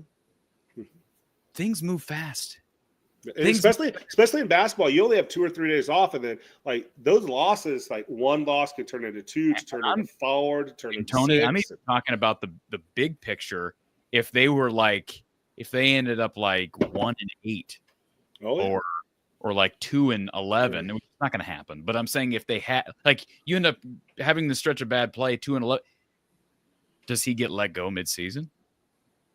I don't think he would, but I think they'd let him. I think they would have let him. Administration looked at him and said he's not coaching with fire anymore. That's been one of the things that I've heard people talking about. Well, first it was he was too mad and he was popping off, and he had Fran Redface and Fran content, and now the dude's been like, okay, I've mellowed down, and now he's too mellow. Well, we don't have to have extremes, Tony. I get it. Why can't we just be even keel? I want to see him go at it at times, right? Don't you want to see Red-Faced Fran at times? Oh, I miss it. Yeah. I think last night was a perfect scenario that they needed it, but maybe he knows, maybe he's learned that this is the buttons he pushes. I mean, we really never saw him get irate last night. I mean, I didn't see it on TV. I didn't hear reports from people who were at the game that he just blew a gasket. Like, he just stood there and it just let his players play. And I thought the team had no life and no energy for that first 25 minutes. That's why I thought with 15 minutes to go and they're down 15, I'm like, yeah, it doesn't look like. I do get frustrated that it feels like we went from angry Fran all the time to hands in pocket. Where he just stands there and then, timeout. And by the way, I haven't recorded my reaction to last night yet, and I'll still do that because I owe it to the fans and owe it to our great sponsors. But let me just say this. One of my notes that I had down before Iowa made that comeback, and this is one of the things Fran's been criticized on in the past. You realize, and I'm sure you do, Tony, Nebraska went on a 14-0 run before he called a timeout. That's too long. You cannot allow a 14-0 run in college. In the NBA, you can maybe get away with that because it's more player-led anyways. But you cannot allow a team to come into your building, go on a 14-0 run. Oh, by the way, the game after you got throttled by 31 and couldn't stop a fly. And again, they recovered from it. But, boy, that's playing with fire. Well, if you notice also, have you done the full rewatch yet, or did you just stop at that? I've seen the whole thing. Start to finish. I think Fred called the timeout when Iowa cut it from like 15-7. I want to say Iowa went on like a 5 or 7-0 run, and Fred called the timeout. Normal. That's normal. No, I know. I'm just saying that to add on to the conversation about him not calling a timeout. Fran likes to let his players play through things, but I don't believe he's been coaching a long time. Don, you don't call timeouts in football like you call timeouts in basketball, but my line of reasoning fair that you have to understand that these are not pro athletes, and at times momentum can play a major factor in how a football or basketball game transpires. And you have to be able to recognize that as a head coach and know when to do certain things, call a timeout, whatever the case may be. Yeah, I thought Coach Hoiberg did a good job of calling those timeouts at all the right times. They still lost the game, but it made sense. They were a little bit on the ropes, and it made sense to take those timeouts when he took them, I thought. Now, one thing you can say, though, if we want to, devil's advocate, flip side it, whatever, if we didn't have the 2 timeouts at the end of the game, what happens at Price Sanford the second time you can't inbound the ball? Because remember, he had to call those timeouts back. We had 2 5s. I'm just devil's advocate. Fran didn't like him calling that anyway. By the way, how many times has Fran taken timeouts with him? He's held on to timeouts. Yeah, and by the way, what was with Fran violating his? Why did no one ask him about that post game? The 2 foul rule. Yeah, foul rule. I don't understand. I look, it worked out in the long run. Peyton didn't do anything in that first half. Why is it different? Why was it different last night with Peyton Sandfort? Why was he willing to put him back in the game in the first half with 2 fouls? I don't think he's ever done that. Do you remember him doing that ever in the past, Tony? No. The only thing I can think of is we knew Thelwell wasn't going to play at some point. I mean, I'm sure they knew that at tip-off that he was out, even though they didn't put him as out until like 8 minutes into the game. And then Cooper wasn't playing, and he just didn't seem like he wanted to trust the rest of his bench. That's the only thing I can think of, because that goes against everything of 15 years of experience we've seen with him at Iowa. Is he does not play people with 2 fouls in the second half. It doesn't matter. Right. I mean, there was times, I think there was a time with the Murray twins, he sat one of them for like 18-30 because he picked up 2 fouls in the first minute and a half of the game. And it's like, yep, you're at the bench. And it was just a hard and fast, and no one asked him last night, which is shocking because, I mean, you as a press member have noted, like, Fred's probably in a better mood last night than when they won. And that would have been the opportunity to ask him to say, hey, so why tonight did we break the 2 foul rule? You know what I mean? He probably would have been more cordial about it instead of normal. I'm just because he might have been in a better mood. I'm just saying that would probably be the optimal time to ask him when he's in a little better mood. I hate the whole we have to feel what kind of mood the head coach is in based on, to tell us what questions we're allowed to answer. I don't like that. Anyways. He was in a fine mood when I stopped him in Sioux Falls, and your friend was more than happy to take a picture with me and him. That's great. No, I mean he can be that. Oh way. Yeah, he can be that. We love him and but what are your thoughts, Tony? You're a basketball junkie on the transfer of Isaiah Johnson. So he's from Totino Grace High School in Minneapolis, which is a powerhouse athletic high school up there. He transferred there, I believe, in year 2 or 3 of his high. Yeah, and then I think I haven't confirmed this, but I've read this that his dad is a high-level basketball trainer for a lot of the high school basketball athletes in the Twin Cities area. So it's nice to have that in. And I want to say he played basketball with one of the McCaffreys AAU-wise. That's also how because I think they played at that D2 Minnesota or whatever it was called, like because they transferred up to the Minnesota AAU program from whatever Iowa AAU program they're playing. Isn't it D1 Minnesota? Or D1, yeah, D1, D2. Sorry, D1 Minnesota. It's something like I knew it was D something Minnesota. Yep. I forgot. So. So that's all I know about it. It sounds like he's a defensive first guy. I mean, it falls in line. If you look with a lot of the last 5 to 7 commits, he's gotten basketball wise, Fran as a lot more athletic. It's not the same stereotype that people have looked at. Who are we talking about? Prep wise if you go back prep wise and transfer portal wise, you have Thelwell and Traore. You have Desmond Briscoe this year. You have that Bakari Diate, who's out east. There's another guard they got committed. The Isaiah kid today is 5. This one's 6. They have a kid that Fran literally flew out this morning down to Tampa, and he's coming in this weekend. And he decommitted from Central Florida because I forgot what the name of that young coach was that passed away. The basketball coach, he was like 42 years old. He passed away, so this kid decommitted from UCF, and Iowa is committing him. Joshua Smith, I want to say is the kid's name or something like that. So he's coming. Bring up a valid point. I sit corrected because you're right. All those guys you just named are certainly better athletes than what we're typically seeing. And a lot of them are more defense first instead of offense guys. Well, that hasn't always worked. No, it hasn't. But worked. When Fran has recruited defensive guys to Iowa, that has not worked in general, Tony, with the exception being Tony Perkins. Tony Perkins worked out. Yep. Christian Williams did not work out. Aaron Eulis did not work out. DeSante. Who? Desante Bowen. Bowen did not work out. Andrew Fleming did not work out. Yep. I don't know if he was right. Hudson, wasn't there a Brandon? Yeah, Hudson. Yep. Hutton. I think it was Hutton or Hudson. Brandon Hutton. Yeah. Yep. I don't even know his name. Yeah. Who was the kid that was in prison all those years? Pierre. You're not talking about Pierre. But that was way long. Under Fran. Who was the kid? I don't know who was in prison from Fran. I can't remember any of them. All right. This show is going on. This is like, we've went way off the rocker here. There's a couple other guys, and that has not always worked out. Oh, how about this one? Ahmad Wagner ended up giving up basketball, going to football. He was a tight end. Was he Kentucky? Receiver at Kentucky. Receiver? Okay. He was a big receiver at Kentucky, if I'm not mistaken. Yeah. He was 6'7", 240, something. He's a big dude. And then, he switched to football at Kentucky. So probably what he should have done all along. Right? Yeah, I mean, with that type of body, and he had pretty good hands on the court. Honestly, you know what? You know who might have been better off playing football is Seydou Traore. Yeah. Because, I mean, here's a guy, and I don't want to make this into a huge basketball show, but this is not necessarily a football exclusive show.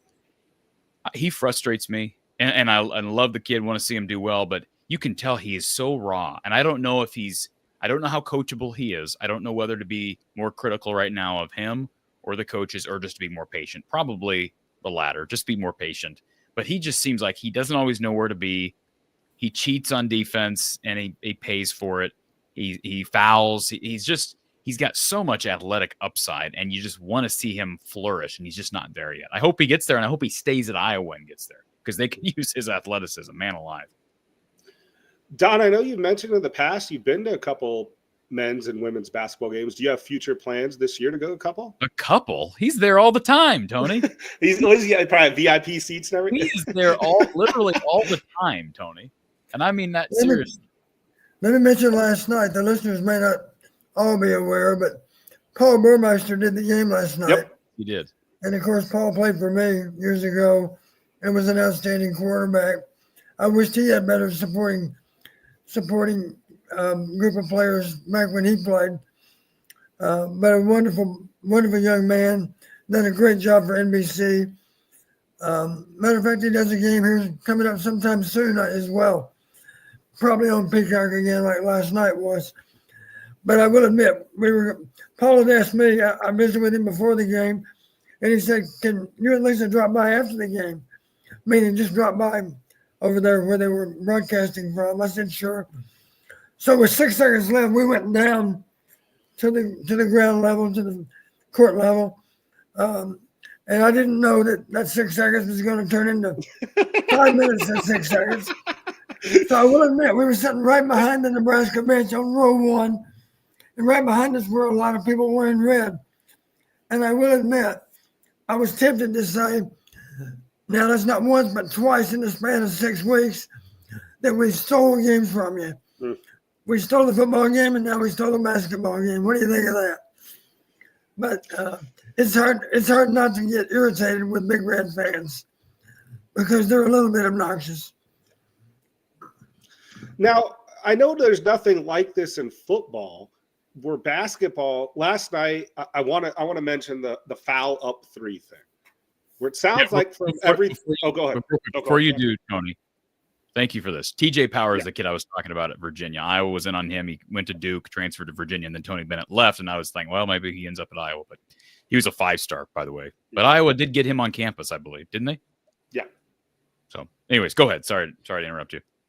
So last night there's this situation. I was not at the game, so I didn't see this physically happen, but multiple people have said Brock and other players literally went up to the referees and said, "We are fouling.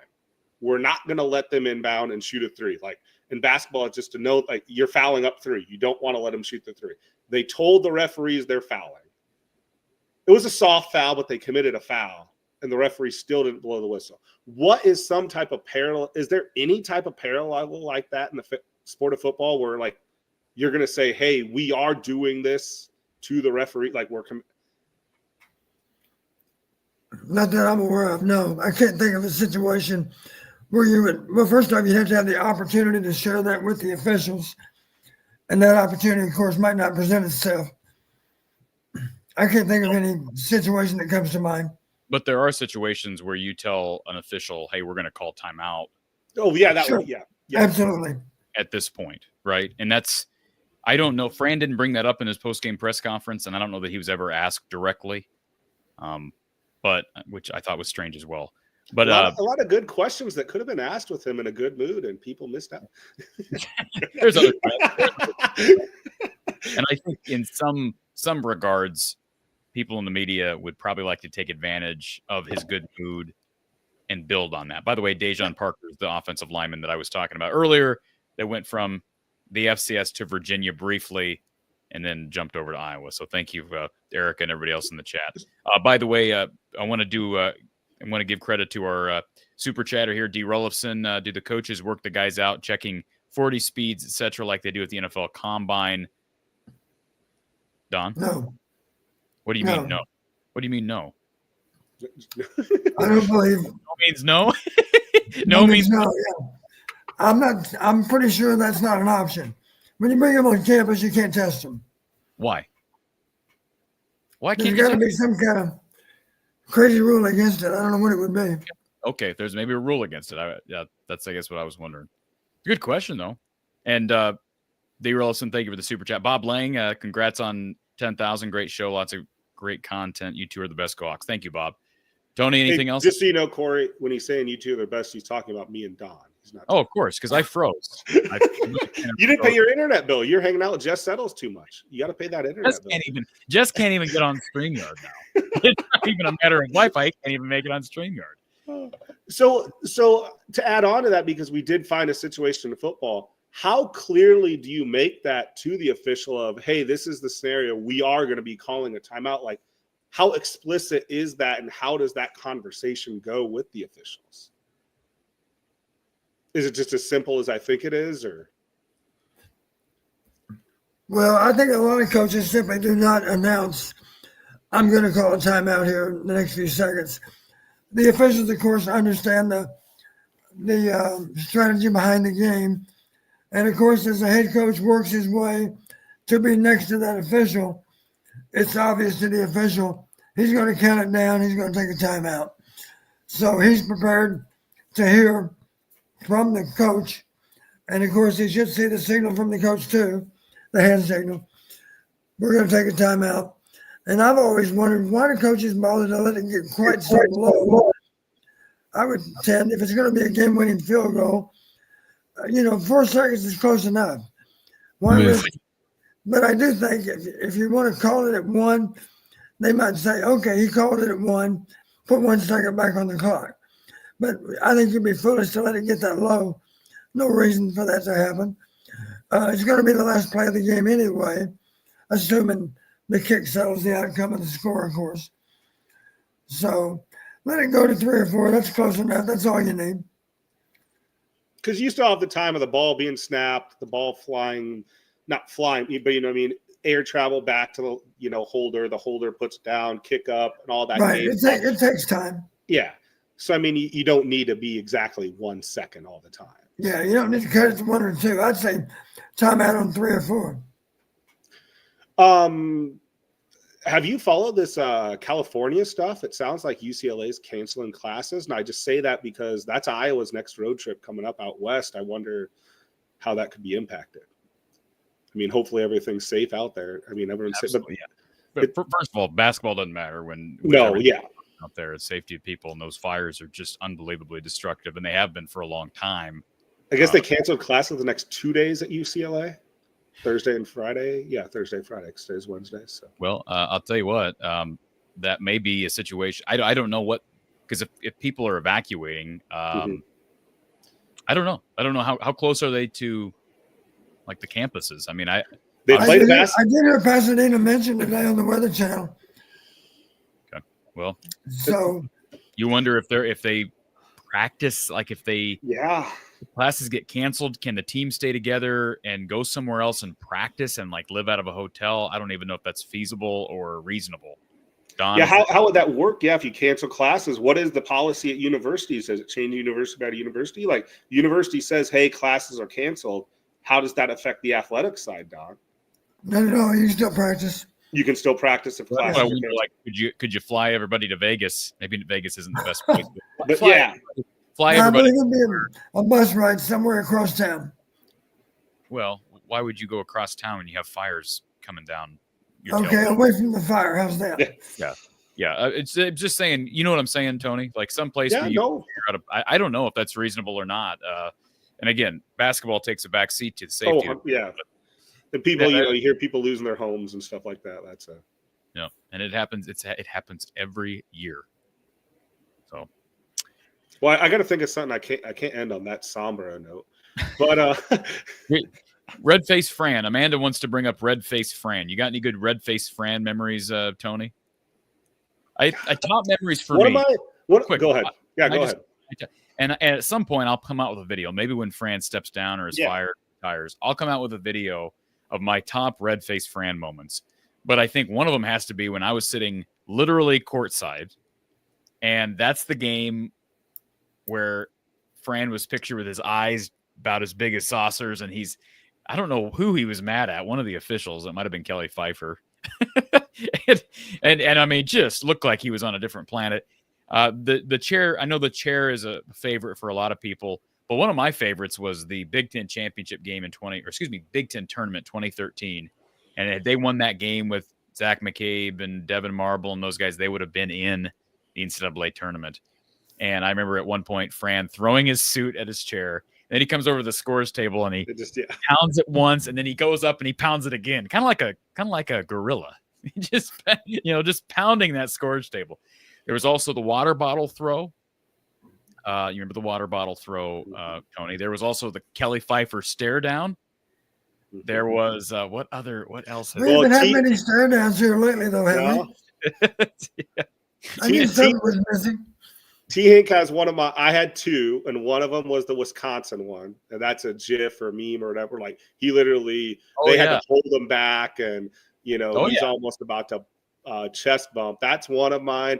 He made contact with the official, and he said afterwards he didn't. He absolutely did when you watch the replay. He made contact with the official, and then of course he had the tirade in the tunnel. Are you talking about the UNI? Ohio State. The second one I was going to bring up was UNI. If you want to look at some amazing tirade, go watch on YouTube, because someone has that full game on YouTube when Iowa played at the Uni Dome. And he went all. I mean, it reminded me of the baseball coach who started throwing dirt on like home plate. Like he went to the free throw. He hit everything. Like he knew he was going to get tossed. He went to every referee because he knew he was already tossed. And they were like, he went to every referee and hit them all like before he went off the court and just went ballistic.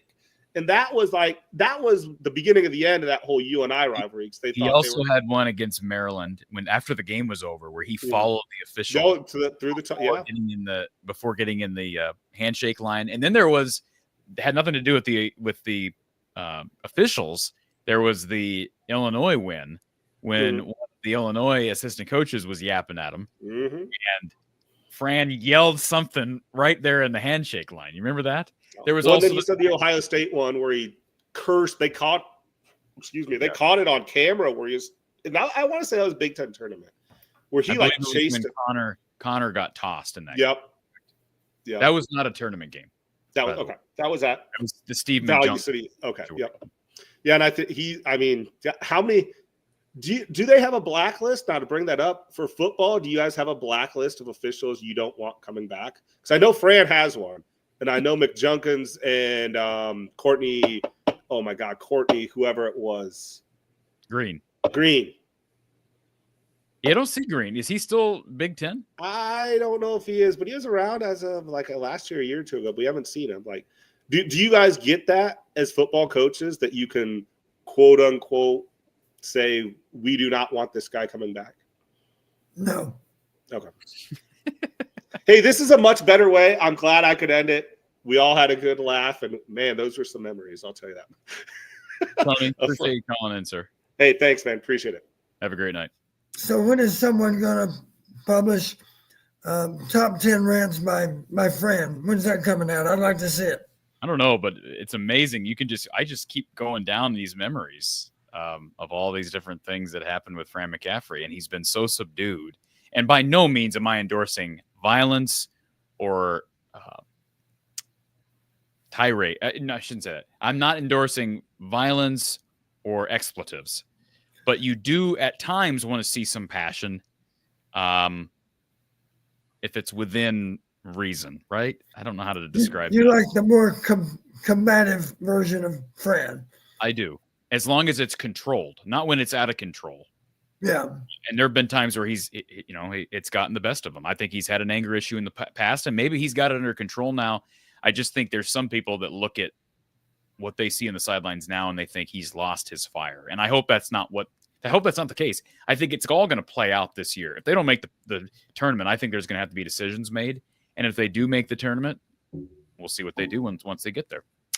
It is interesting. I think just casual observer, if he watched the game last night, he might make this comment. Hoiberg appears to be coaching just about every minute of the game. He's continually signaling players on the court, and he's continually yelling out advice to them. Fran on the other, this is somebody that's going to be critical of Fran would say this. Fran on the other hand still appears to be standing on the sideline watching the game, much like any fan might be. But I would simply say, Coach Fran used to say this: the coaches that are always yelling at the players, doesn't it make you wonder why didn't they do a better job of coaching them, so they don't have to yell every minute of the game? And there's a lot of truth to what they say. If you do your job well, then you have less reason to yell. You get less reason to bark out advice, because what you would tell them is something they already know anyway. Just a thought. Some of the greatest coaches in basketball history were not very verbal on the bench, right? Right. And their supporters would argue they did a great job of coaching them up during the week, which meant they didn't have to yell throughout the game. Some truth to what they said. Dr. Tom was an example of that. Dr. Tom's a good example. I don't remember Lute Olson as being a yeller and a screamer. Lute didn't say a lot, but he was certainly a great coach. Chev Yoda brings up, the not shaking hands after the North Dakota game. That's another one. Doug says, go Hawks, need a couple more super chats. Well, I think we got them. Let's go to Carrie.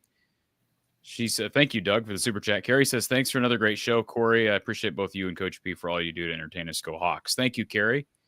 Very much appreciate your support as well, and see you a lot here on the channel. And, of course, being able to see the regulars as well as the newbies is something that brings us both joy. I know, Don, you and I have been able to talk to a lot of people at games and even away from Iowa games. People run into you and say they've enjoyed seeing you on the show. And that brings a smile to both of our faces, because you and I both love this program and love this team and love talking about this team. So we couldn't do it without the fan support. I think we can both agree on that. And how about this name? This is a name you'll recognize, Don. Tom Nickel. Is that the one and only Tom Nickel, though? I think it is. Tom Nickel says, gentlemen, for taking your time out of your busy day to provide us with yet another opportunity to hear the great content.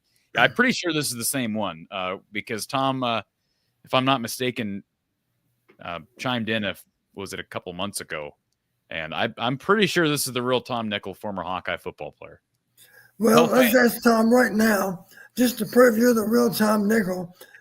Tell me about your favorite game as a freshman at Iowa. If you can text that, identify that game, and give me a little bit of the particulars of that game, I'll know for sure it's the real Tom Nickel. Well, let's hope that Tom Nickel doesn't have memory loss issues at his age. So how old would the real Tom Nickel be now? I don't know, but he's going to be on his deathbed, and he'll still remember. He'll still remember the game I'm thinking of. All right. We've got he's got his name as Mark Gronowski, but in reality, we know it's the favorite caller, the one that everybody waits for, Corey. You've built a lot of friends on this show and in the chat. You know that, don't you? Or enemies. And there I am, a Corey sandwich all over again. Yep, there we go. Yeah. Okay, first off, we're celebrating the accomplishments. It's been a fantastic week as a Hawkeye fan. They took us to the lowest of lows. losing Bo Pribula and then gaining Mark Gronowski and losing who else did we lose? And then we won. I'm sorry, it was the game itself. Game itself. And then it looked like Iowa was going to lose Sam Phillips to USC because he was visiting out there, and apparently that has turned. And they also lost William and Mary cornerback to Wake, and they lost the Northern Illinois receiver who had visited campus. They lost him to, no, he was supposed to visit campus. They lost him to Mississippi State here a couple of days ago. So they need a couple of victories on the recruiting trail. In our Iowa women, they laid an egg at the beginning of that Maryland game, and then they fought back and made it a ball game and had themselves in the mix. And so that was a victory, a moral victory. And I do believe in moral victories. So it was a good week. Anyway, filing missing persons report on Kyle Spence Golf. Yep. And Lemansky. Where's Lemansky? Yeah, where is Lemansky? You got people in the chat concerned. I don't know, but Commander Cody says, "Can Corey the caller please enter the transfer portal?" Oh no. No. Hey, Commander Cody loves you, Corey. I love that guy's energy. I want to meet him in a bar and buy him a beer. Just one beer sometime, somewhere. So what's funny, can I tell you a little insight? I actually met Commander Cody. Commander Cody came up to me up in Sioux Falls. So I actually know who this is. He identified himself as Commander Cody. Oh my goodness. What's he look like? How old does he look? I mean, I don't want to overstate his age. I'm guessing he's probably around 30, 35. Okay. Commander, where's the commander come from? Military guy? I have no idea. Okay. You'll have to go. I just love the ribbing and that's what I grew up with. That's how we showed love back in the 80s. So, Don, Yes. I'm not gonna let you off this easy on getting a comparison of Gronowski. I want a Hawkeye quarterback comparison of Gronowski. When you consider arm strength, his speed, as far as he's got some 70-yard touchdown runs where he's outrun the DBs or matched them. His touch on the longer passes and his ability to stand in the pocket, like a Nate Stanley, they got him wrapped around the legs. Boom, touchdown Hawkinson. Okay, so what's your closest equivalent of a Hawkeye quarterback to Mark Gronowski that you could compare him to? Well, I think in recent years, Nate Stanley does come to mind because Nate was a big, strong guy that could take a hit and did have plenty of arm strength. The one thing I think that shows up as a difference, I do think Mark has better accuracy with deeper throws than Nate did.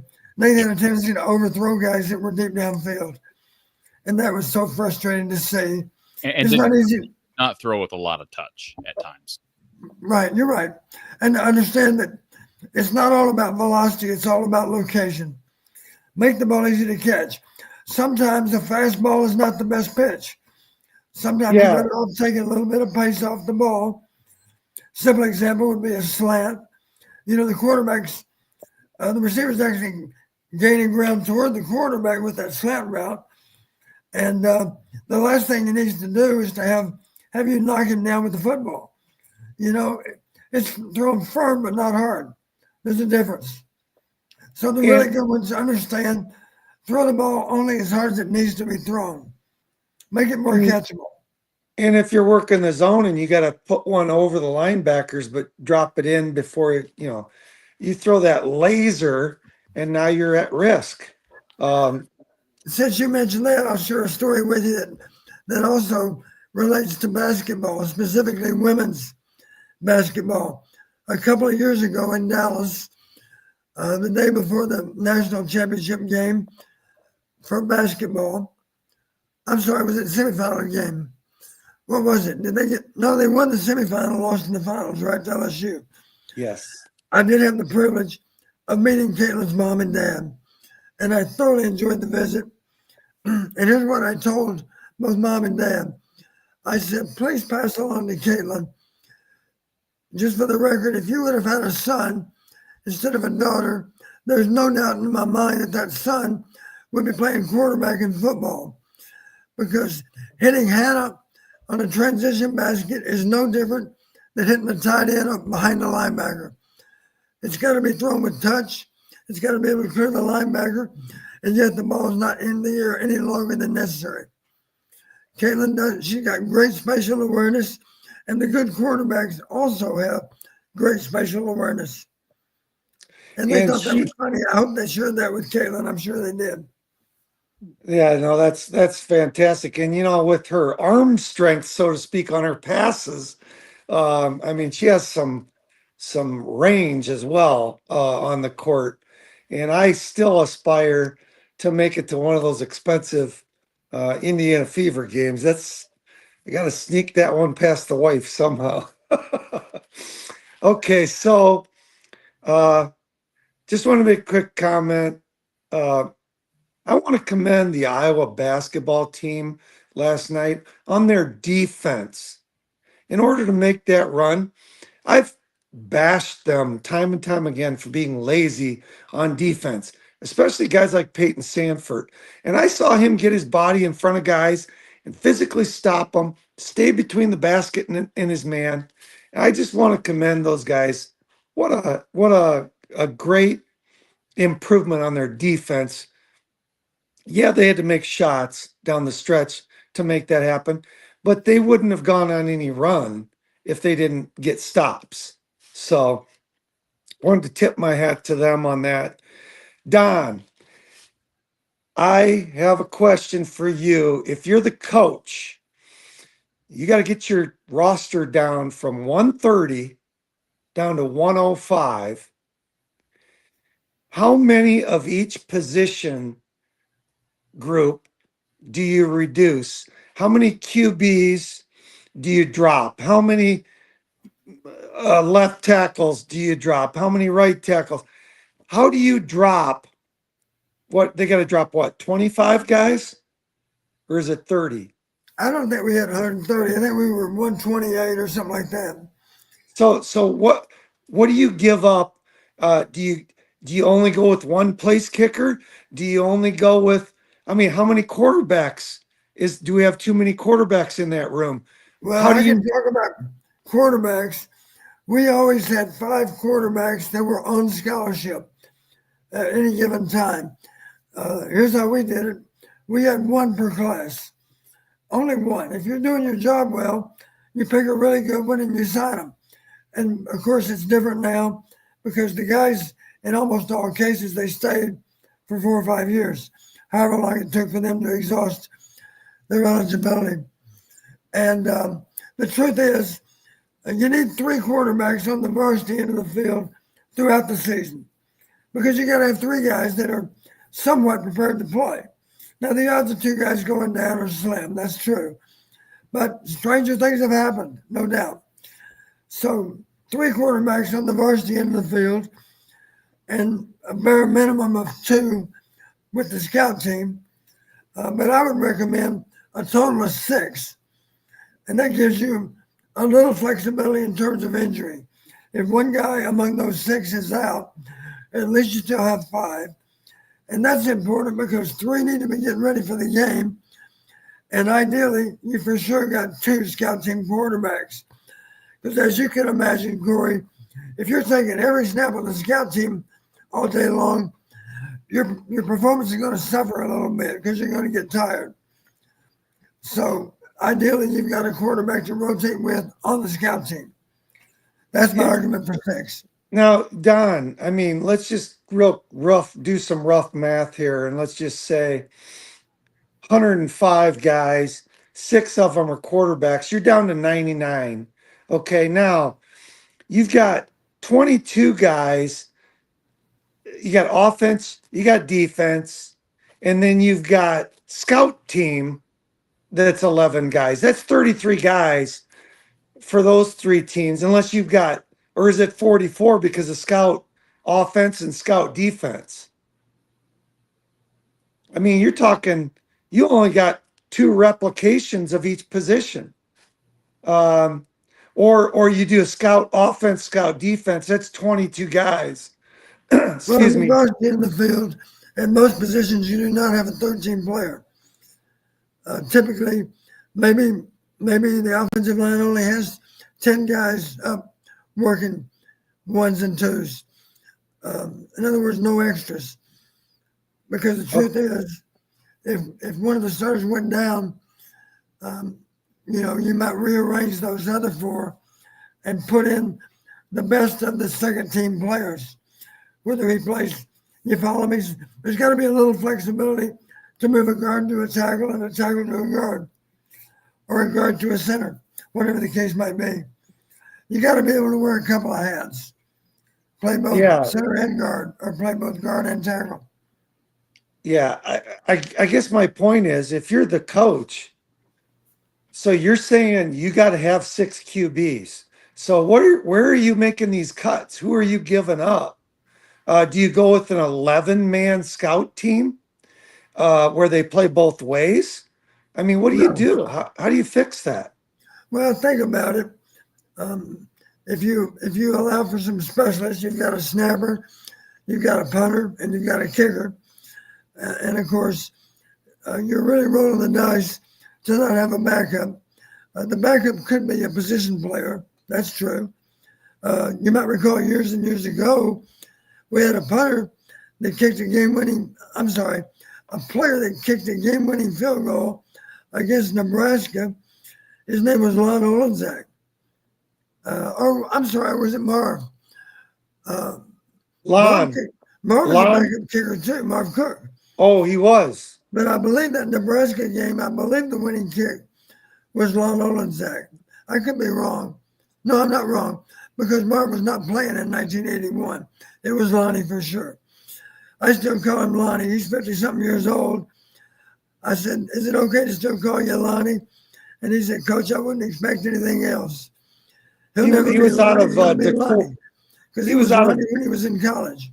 He's still He's out of Decorah, Iowa, isn't he? Yes, he is. Up north there. Yeah. Josie Jewell, Corey. Yes, sir. Absolutely. I've got a lot of Norwegian relatives up there. The Rude family, R-U-D-E. A lot of no pun intended. A lot of trout fishing up there. And Corey, any final statement here before I let you slide? I guess lastly, Don, is I'm trying to recall the kickers back in your era. Of course, we had Rob Houtland and Tom Nickel. Who are the other kickers in that? I'm trying to think of them. I'm not talking about punters. I know Reggie Roby, the legend, of course.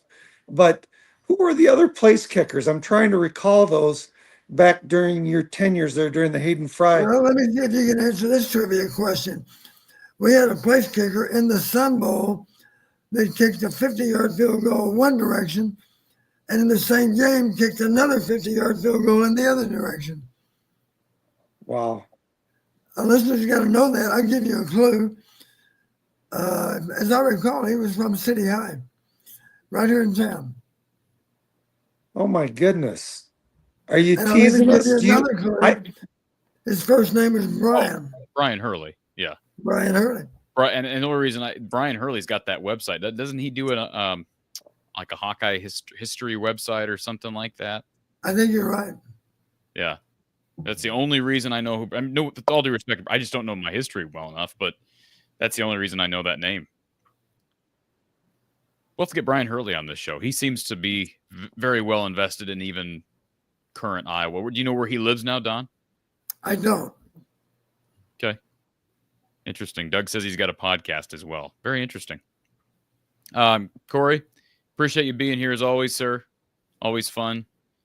And cheers. Thank you for your coverage, Corey.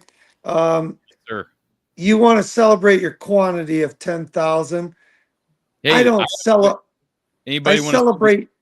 Go if ahead. anybody wants to celebrate by sending me $10,000, I'll happily accept. I'd send you a bottle of this fine Hennessy. But You need that. I Dave. just want to emphasize, I'm a guy stuck up here in Michigan, and you guys take me all the way back to Kinnick Stadium every week when you host this. It brings joy to my heart, makes me feel younger. It gets me back to my favorite place, my childhood days, and my Hawkeyes that I grew up watching, and brings me joy. So please, Corey, you held out on us and didn't hold a show last night, and I kept looking and kept looking. I posted it. Don't you? You're all over Twitter. I posted it on Twitter. I posted it on Facebook. I said I wasn't going to be on live. Well, that's what I'm saying is you weren't on live. Yeah. So you broke my heart. My furnace went out. I had to put a new motor and capacitor in it, and I stayed up, but I hurried to get it done so I could. And I kept checking to see if he's going to have a live show. There was no live show. So this I barely made it until this show.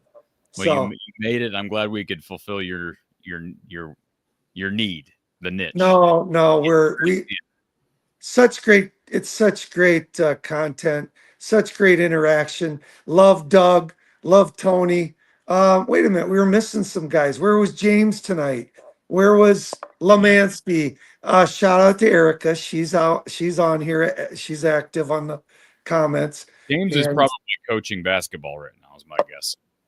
Okay. And we're missing Mr. The muted guy. No audio. Ryan. Ryan, yes. Anyway, I really miss Lemansky. Lemansky, if you're out there, say something. Do something. We love you. Okay. Go Hawkeyes. Go Hawks. What a great week. Love you, Don. Love you, Corey. It's 10,000 quantity, but the quality far exceeds the quantity. Go Hawks. We are not bottom shelf here, Corey. We are not bottom shelf here from the Hawkeye of the Storm. Hawkeye Howard, appreciate you being a YouTube member. I thought you already were a member, but hey, if he hopped off and is back on, great. Good to see you back here, Hawkeye Howard. And let's see here. Let's go quick fire here through the chat, and then I want to ask you about the playoff. Andrew Vogt says, I'd rate all the Dakota schools. Hopefully Ferentz's son is telling that number 90 at South Dakota to come to Iowa. Go after the Lance kid at North Dakota State. Throw Montana State on the list. Yeah, that receiver Lance is a good one. And of course, you know who his older brother is, right? Trey Lance, yeah. Yeah. The reason he's at North Dakota State. BJ says, any truth to the rumor that a big reason Caden Weegan was not considered more at receiver is because he cannot remember the playbook? I don't know where that came from. I have not heard that at all. So not saying that's not true, but I've not been given that indication from anyone. 3D says, no, the meter doesn't go up, Bud. He's calling me Bud. Okay. But who they are playing does. We're talking about pressure. This is a long time ago. I don't even know what he's trying to get at, so we'll just ignore it. Andrew says he just overthrew a guy. He's talking about Gronowski, that 2022 game. Remember the overthrown receiver? I think he was one of the Yankee brothers who were excellent receivers for Gronowski. He overthrew. It would have been a touchdown throw, and had he not overthrown him, it may have been a different game. South Dakota State may win that game in Kinnick. Well, that was a while back in time. Let's not beat up Mark too much over something that happened quite a while ago. True. Blake brings up Will Nolan, another possible solution for Iowa along that offensive line. And yes, a fairly highly touted kid as well. Cody Fox, another one, but still very young, Joey. But yes, he'll be a part of the squad. Joey O. Amazing show. Thank you, gentlemen. Thank you, Joey O. I think you know Joey O, right, Don? I do. David says, Coach P is absolutely right. There are a lot of excellent players at the FCS level. And Chev Yoda says, coincidentally, Sam Phillips and that old Troy receiver, Devontae Ross, both went to the same high school in Cartersville, Georgia. Very interesting. That's wild. Be stepping in the water in Cartersville. I guess so. M. Finn says, I'd feel a lot better if Sam Phillips was not 5'9", but was, what would that be, 6'2". So tell M. Finn why he shouldn't be too concerned about height with a potential wide receiver transfer. Well, that makes me wonder if M. Finn ever saw Tim Dwight play. That's fair. Charlie Jones wasn't that big of a receiver. Tyreek Hill's not that big of a receiver. Rondale Moore wasn't that big of a receiver. Just remember this, that old expression, speed kills. Speed kills, yeah. And Infin says, Coach, will the 105 rule help or hurt Iowa's depth? The top-tier teams can't hoard talent to the same extent, so those guys have to go somewhere. I would think they'd filter down possibly to places like at Iowa. We're seeing that Iowa guys going to Northern Illinois and Central Michigan and UNI and South Dakota State. Is that going to have a trickle-down effect from the bigger schools like Bama? I mean, are those some of those kids that don't have spots, are they good enough to get spots at Iowa? You would think it would present a little more opportunity than what you would otherwise have. Yes. Voice of College Football, Mark says, just shorten it to FTHOTS, FT Hots. I have said that before, Mark. I have said that before, but it's confused people, so I don't use it a lot. Yes, from the Hawkeye of the Storm. That's the abbreviation for the show. So appreciate the Voice of College Football, Mark Rogers, being here. And Erica wants a Hayden Fry / Kirk Ferentz moment. So we'll come back to that, Erica, because we do have a couple of things to get to before we end this thing tonight. First of all, we have not addressed this. A report coming out, or I believe it was earlier today, that the Chicago Bears plan to interview Matt Campbell. Now, these reports have been out there in years past. It happened with the Detroit Lions. It's happened with the Michigan head coaching job. I think it even happened briefly after Urban Meyer stepped away from Ohio State. But now it appears that Matt Campbell, at least based on this report, has expressed interest because he's going for an interview, according to this report. Just your reaction to hearing that he may be interested in the Bears and the Bears may be interested in the Iowa State head coach. And what do you think the reasoning for Matt Campbell might be at this point in his career? I think the reasoning might be a little bit. Did you by any chance hear the testimony? Nick Saban testified in front of Congress or a committee in D.C. And it was really interesting what he said. Have you heard it, Corey? I have not. Well, I'll share it with our listeners too, and with you as well. Saban said this. He said, one of the things they always did at Alabama, Sunday morning during the official visit, of course, in general, one or both parents are with their son on that official visit. And the tradition was that Sunday morning, they would all go to Coach Saban's home for Sunday morning breakfast. And then, but recently, Miss Terry, as she's affectionately called, Miss Terry said, Nick, I have a question for you. And he said, what's that? And she said, why are we doing this? And he didn't know what she meant. He said, what do you mean? And she said, I'm referring to these breakfasts that we have. Why are we doing it? Because in the old days, I know that your only focus was on helping these young men to become men, helping them to grow up, helping them to learn how to take on any and all challenges. But she said, to be honest with you, more recently, all I hear is talk about money. Why are we doing this? He said that in that hearing, and it's a point worth mentioning because I'm sure that bothers Matt Campbell just like it bothers Kirk Ferentz. Truthfully, if you want to talk about sense of fair play, at least the NFL has a salary cap. Right. And for that matter, if you have a terrible season, you get rewarded with a high draft pick. It appears that the level playing field exists more in the NFL than it does in college. The college game, in my mind, is not as attractive as it once was. Fair. And somebody brought up in the chat, is he maybe leveraging Iowa State for more money? I don't know. I'm not even familiar with what he's getting paid at Iowa State, the length of his contract. You cannot convince me. You will not be able to convince me that it's all about money. Because I don't think that's Matt Campbell. To me, that's an odd power move for a guy who's probably been able to go other places and make a little bit more other places already. Unless he just loves it in Ames and thinks he's worth more. But I don't know if there's any truth to that. Well, I'll say this. this is the first time that I can recall, Don, where it appears that there's actual mutual interest between he and another school. There's always been chatter, but now it appears there's actually legitimate smoke. I would suggest to you one reason that he might be making that interest known is simply he's a little bit sick and tired of NIL, a little bit sick of the transfer portal. I think most college coaches are. Okay, let's go on to our final topic before we say goodnight. Unless we do have James here who hopped in here late, so we'll get to his call.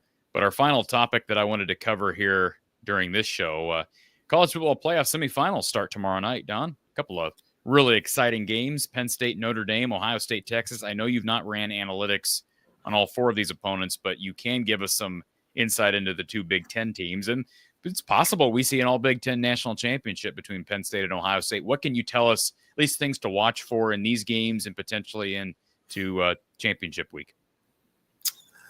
Well, first off, I think the 4 teams remaining, if you would have asked me 3 weeks ago, who do you think might be the Final Four? I would have been tempted to come up with these 4. I know you're going to say, no, wait a minute. You're telling me you were confident that Oregon was going to lose to Ohio State.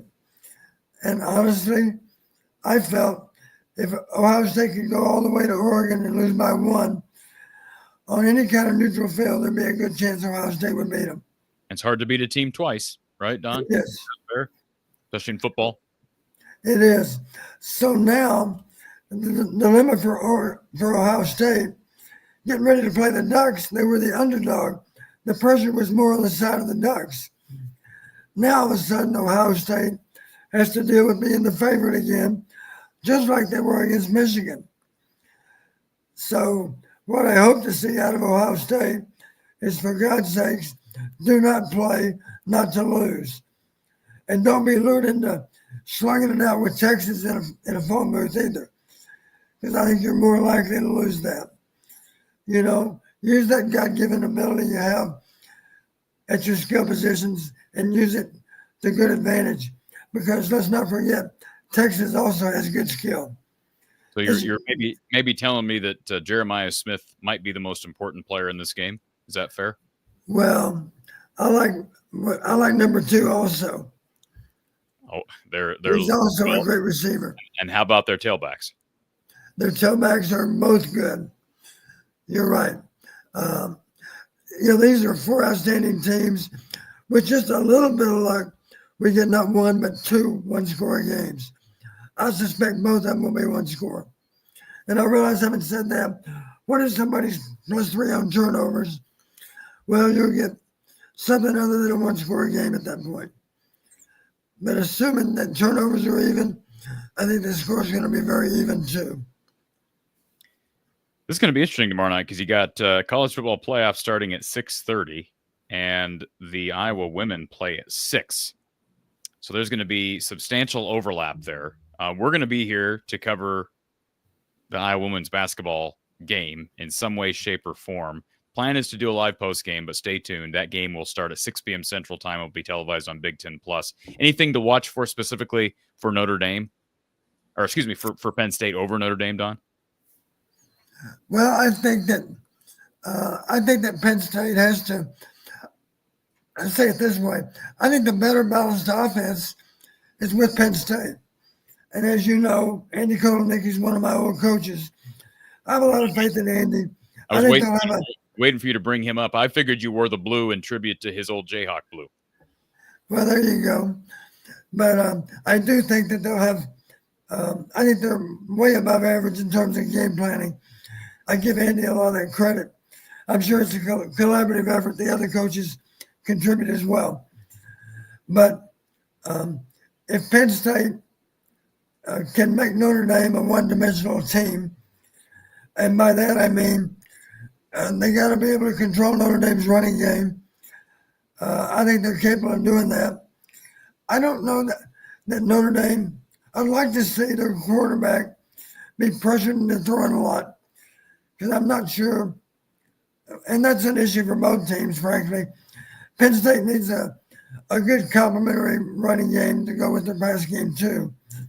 let's face it, if you can't run the ball, the passing game becomes more difficult. I don't care who you are. So I think whoever runs the ball best will be able to set up the pass, and then that'll produce more big plays. And the teams that runs it the best will ultimately win the game. And these are two teams who have not really been forced to throw more than they've had to, right? Right. And it's sort of like what we've seen out of Mark Gronowski. If we want an Iowa parallel, you look through his stat lines, very rarely did you see stat lines where Mark was throwing more than 25 times. And oftentimes it was well below 25, below 20, even below 15 at times because they were so balanced. True. So the team that can run the ball with the most consistency is going to be setting up their pass. And I think that's going to be the team that has the edge. Let's go to our final caller of the night. We've got James here. James, good to see your face late here on a Wednesday. Yeah, I was here most of the time. I just was listening, and I was hearing what other people had to say, kind of. I mean, I was obviously left a like right away when I popped in first, and then after that, I kind of was listening sporadically here and there. But first off, can I get to last night's game? I know this is more football, but I can get to last night's game for a second from what I saw at least. This is all football. We talked some basketball earlier. The fight that they showed obviously is something that like they didn't just lay down, and I feel like they could have laid down when you get down 15. You know, you get down by 15, sometimes you just have a 10. In basketball, for sure, and you could have just laid down that way, and Peyton stepped up a big way. And I know people have kind of been upset with the way he's played, and I have too. I'm not saying I haven't, but the second half, he showed Peyton Stanford what we kind of know what Peyton Stanford can do, right? Hit the shots that need to be hit. And he was hitting open threes too, which obviously that helps, right? When you get open, you got to hit the shots. And he struggles sometimes to hit the open shots. And I know early in the year might have been a wrist issue too. Like we don't know, like we said, we don't know what the whole part. But I'm just happy to see him getting good things going in the second half. And he's the reason we win that game. He's the reason we won that game, kind of with his shooting in the second half. So it's good to see him get going for sure. Josh Dix was phenomenal. Yeah, I was gonna say that Josh was phenomenal whole game, but Josh was doing what he could, and then it seemed like nothing really was clicking other than Josh. And then in the second half, it started being Peyton started, clicking, and then this is when it started flowing the right way. But it was good to get the win. I just wanted to beat Nebraska, and I still have concerns about the defense. Obviously, I didn't get up 116 this time, right? But I just have concerns about the defense, and I was always the same way to just try to score you, but I also didn't get frazzled with whether you think it's a foul or not at the end there, and they hit the three, to go to send overtime. You know what? I don't blame the refs on that. I just think I didn't think it was, but I'm saying some people don't stop playing. That's the other problem. You don't stop playing, and I was disappointed. Either first of all, you should have made it clear that you were planning on fouling there, and if they did, you don't stop playing. And they put their hands up, like, "Oh, we fouled." The problem is now you've given the best player on the court a wide open three to tie the game, and he made it. No, yeah, but I'm saying like, one, if you're gonna foul, make it a little bit more of like actually try to just like kind of like the dude moved out of his way, and you kind of just like stood there and like try to swipe down, but like the guy was moving out your way, so you might not even touched him. That's probably why they don't call, because like it was like you barely even touched him if you touched him at all, right? But I was gonna say more. I'm glad that they didn't let that get to them, right? He hit that shot, they sent it to overtime, and they came out on overtime on fire, and just like, okay, we're gonna put this one away, right? Like they could have also laid down at that point too, where they hit the shot, they sent it to overtime, and you're like, oh man, like we fall all the way back, and then we didn't get the call we thought we should have got. Sometimes overtime is sort of a continuation of how regulation ended, and it wasn't last night. Yeah, for sure. And that was good to see. Obviously, they need that one after what happened in Wisconsin, but it's just good to see a win, obviously. And we'll see what happens. You just never know with that team. And I don't know what to think about the team still. But for the girls, hopefully tomorrow they can play well. They're up and down. But on the football side of things, I'm happy with get Gronowski, because I feel like this is the deepest quarterback room we've had in a while, right? Like, I trust more than one guy. Usually it's hard for me not to trust more than one guy, if that makes sense, right? Like, a lot of times we have an issue of trusting, like, we're like, even like sometimes we didn't trust one. Right? I didn't trust Petrus, right? But I'm saying like a lot of times we didn't have time. We didn't have a chance to trust the guy behind him either, right? So like I'm saying like even if you trust Petrus, the next guy behind him you don't trust, right? But this year if you have Gronowski, I always trusted Petrus. Always. You have Gronowski, you have Sullivan. I'm saying like you have more trust in these guys that we're running out there next year than you would any agree. other quarterback room we've had in a long time. So I feel like Don said, Lester has proven he's not afraid of playing two quarterbacks. So if they each have different skill sets, maybe we see them both. I'd love to see that. I was disappointed we didn't get to see Iowa utilize Marco Lainez's legs. He's now moved. He's actually moved to the FCS level. But maybe we'll see a dual quarterback system at times, like we did even this year with Cade and Brendan. But hopefully, two better candidates this coming season. That's huge. Brendan came in the summer. We got to remember that the part of the big thing about this is they were able to get somebody as a presumed starter before spring practice, because there's another portal window that opens after spring. But then the guy misses out on all of spring. Get a guy who's going to be here. And in Hank Brown's case, he was here for bowl prep. And then he's able to be here for winter conditioning and then into spring. Same thing with Gronowski. He's going to be here for spring ball through summer conditioning. And that's going to be a big head start on fall camp.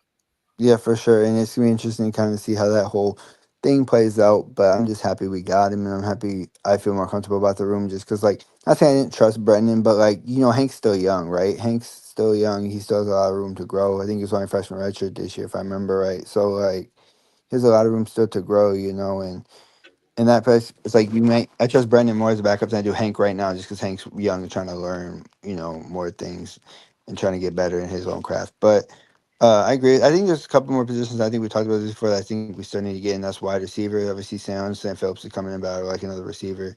And obviously, corner. I know they have Sasha, whatever that dude's name is. Sasha, I forgot what his last name is, from William and Mary. But no, I feel like they need.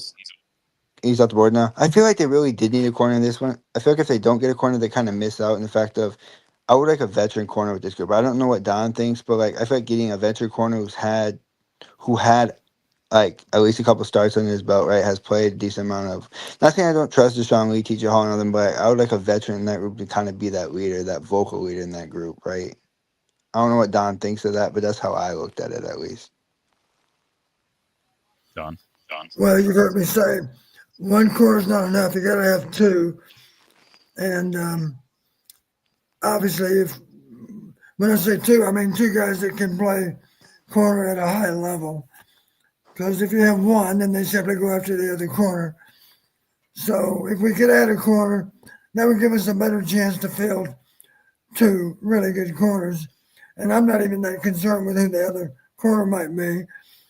It just gives us a better chance to not have a weak link on the outside, on the perimeter of our defense. And believe me, the game's a lot easier if you have two corners that you can trust. Hopefully we'll be in that spot in the fall. Yeah, for sure. And like you said, the other portal window opens up, and I feel like hopefully maybe they can get somebody there. But it's just gonna be interesting to see. But it was good. I started getting on for a little bit and just say congrats on 10K. And I know you've worked hard for it, Corey. So, you know, it's good to see it pay off and just keep supporting this team no matter what. I know sometimes it's hard, and I know all the ways. But a lot of people don't agree with it. But it's sports at the end of the day. You know, whether right or wrong, we're just trying to win games, and you know you don't win every game, unfortunately, as a Hawkeye. But the Matt Campbell situation, I don't even know what to think of it because, like, if he leaves, it'll be weird to me. But also, you know, the NFL throws money around crazily. But I feel like the NFL is very much more of a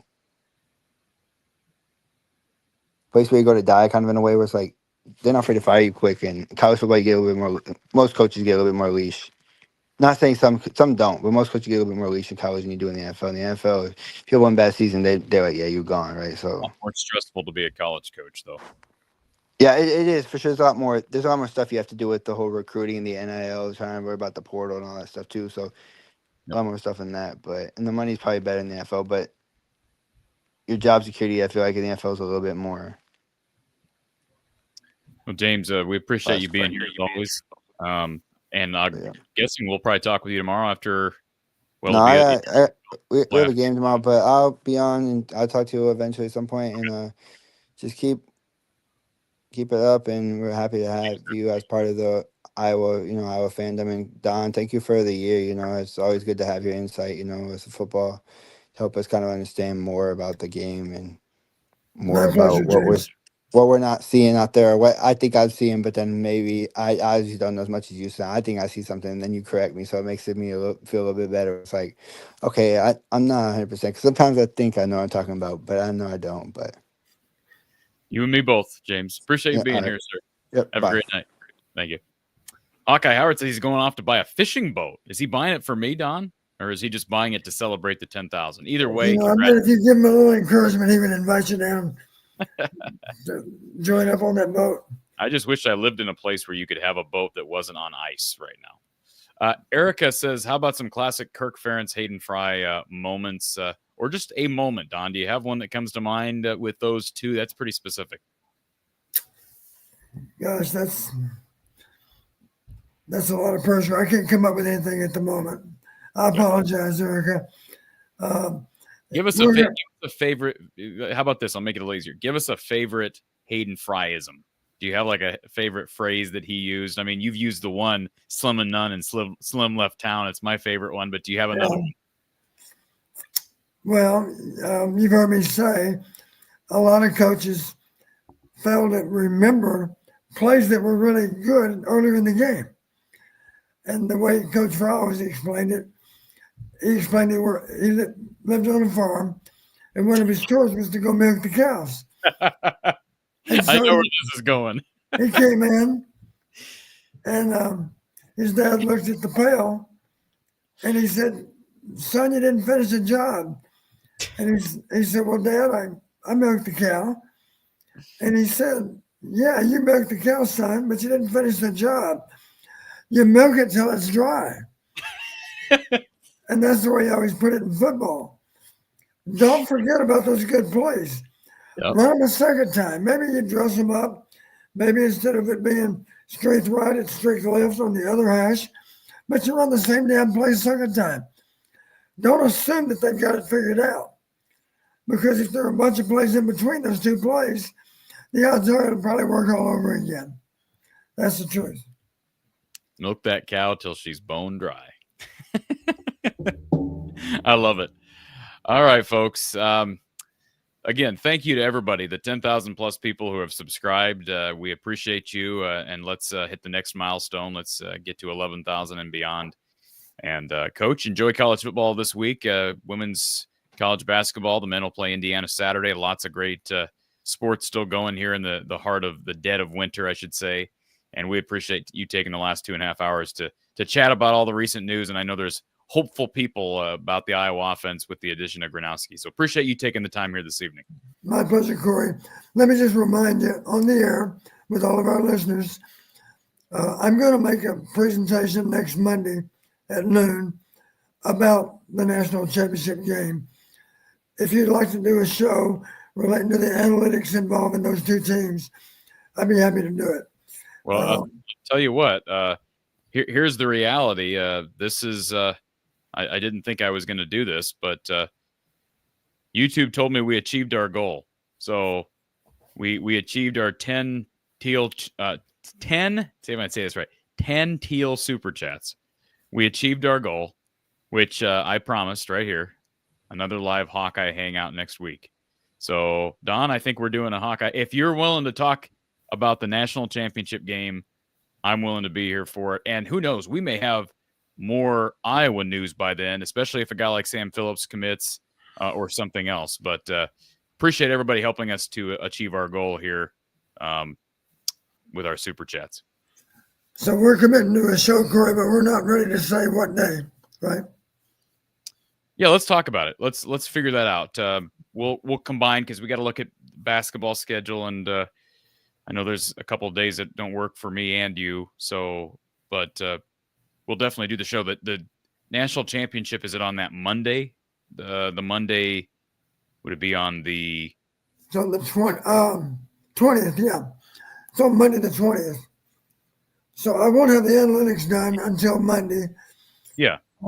So the earliest I could do that show with you would be Monday night. You're talking about, next week, next Monday. Yeah, Monday night the 13th. Okay.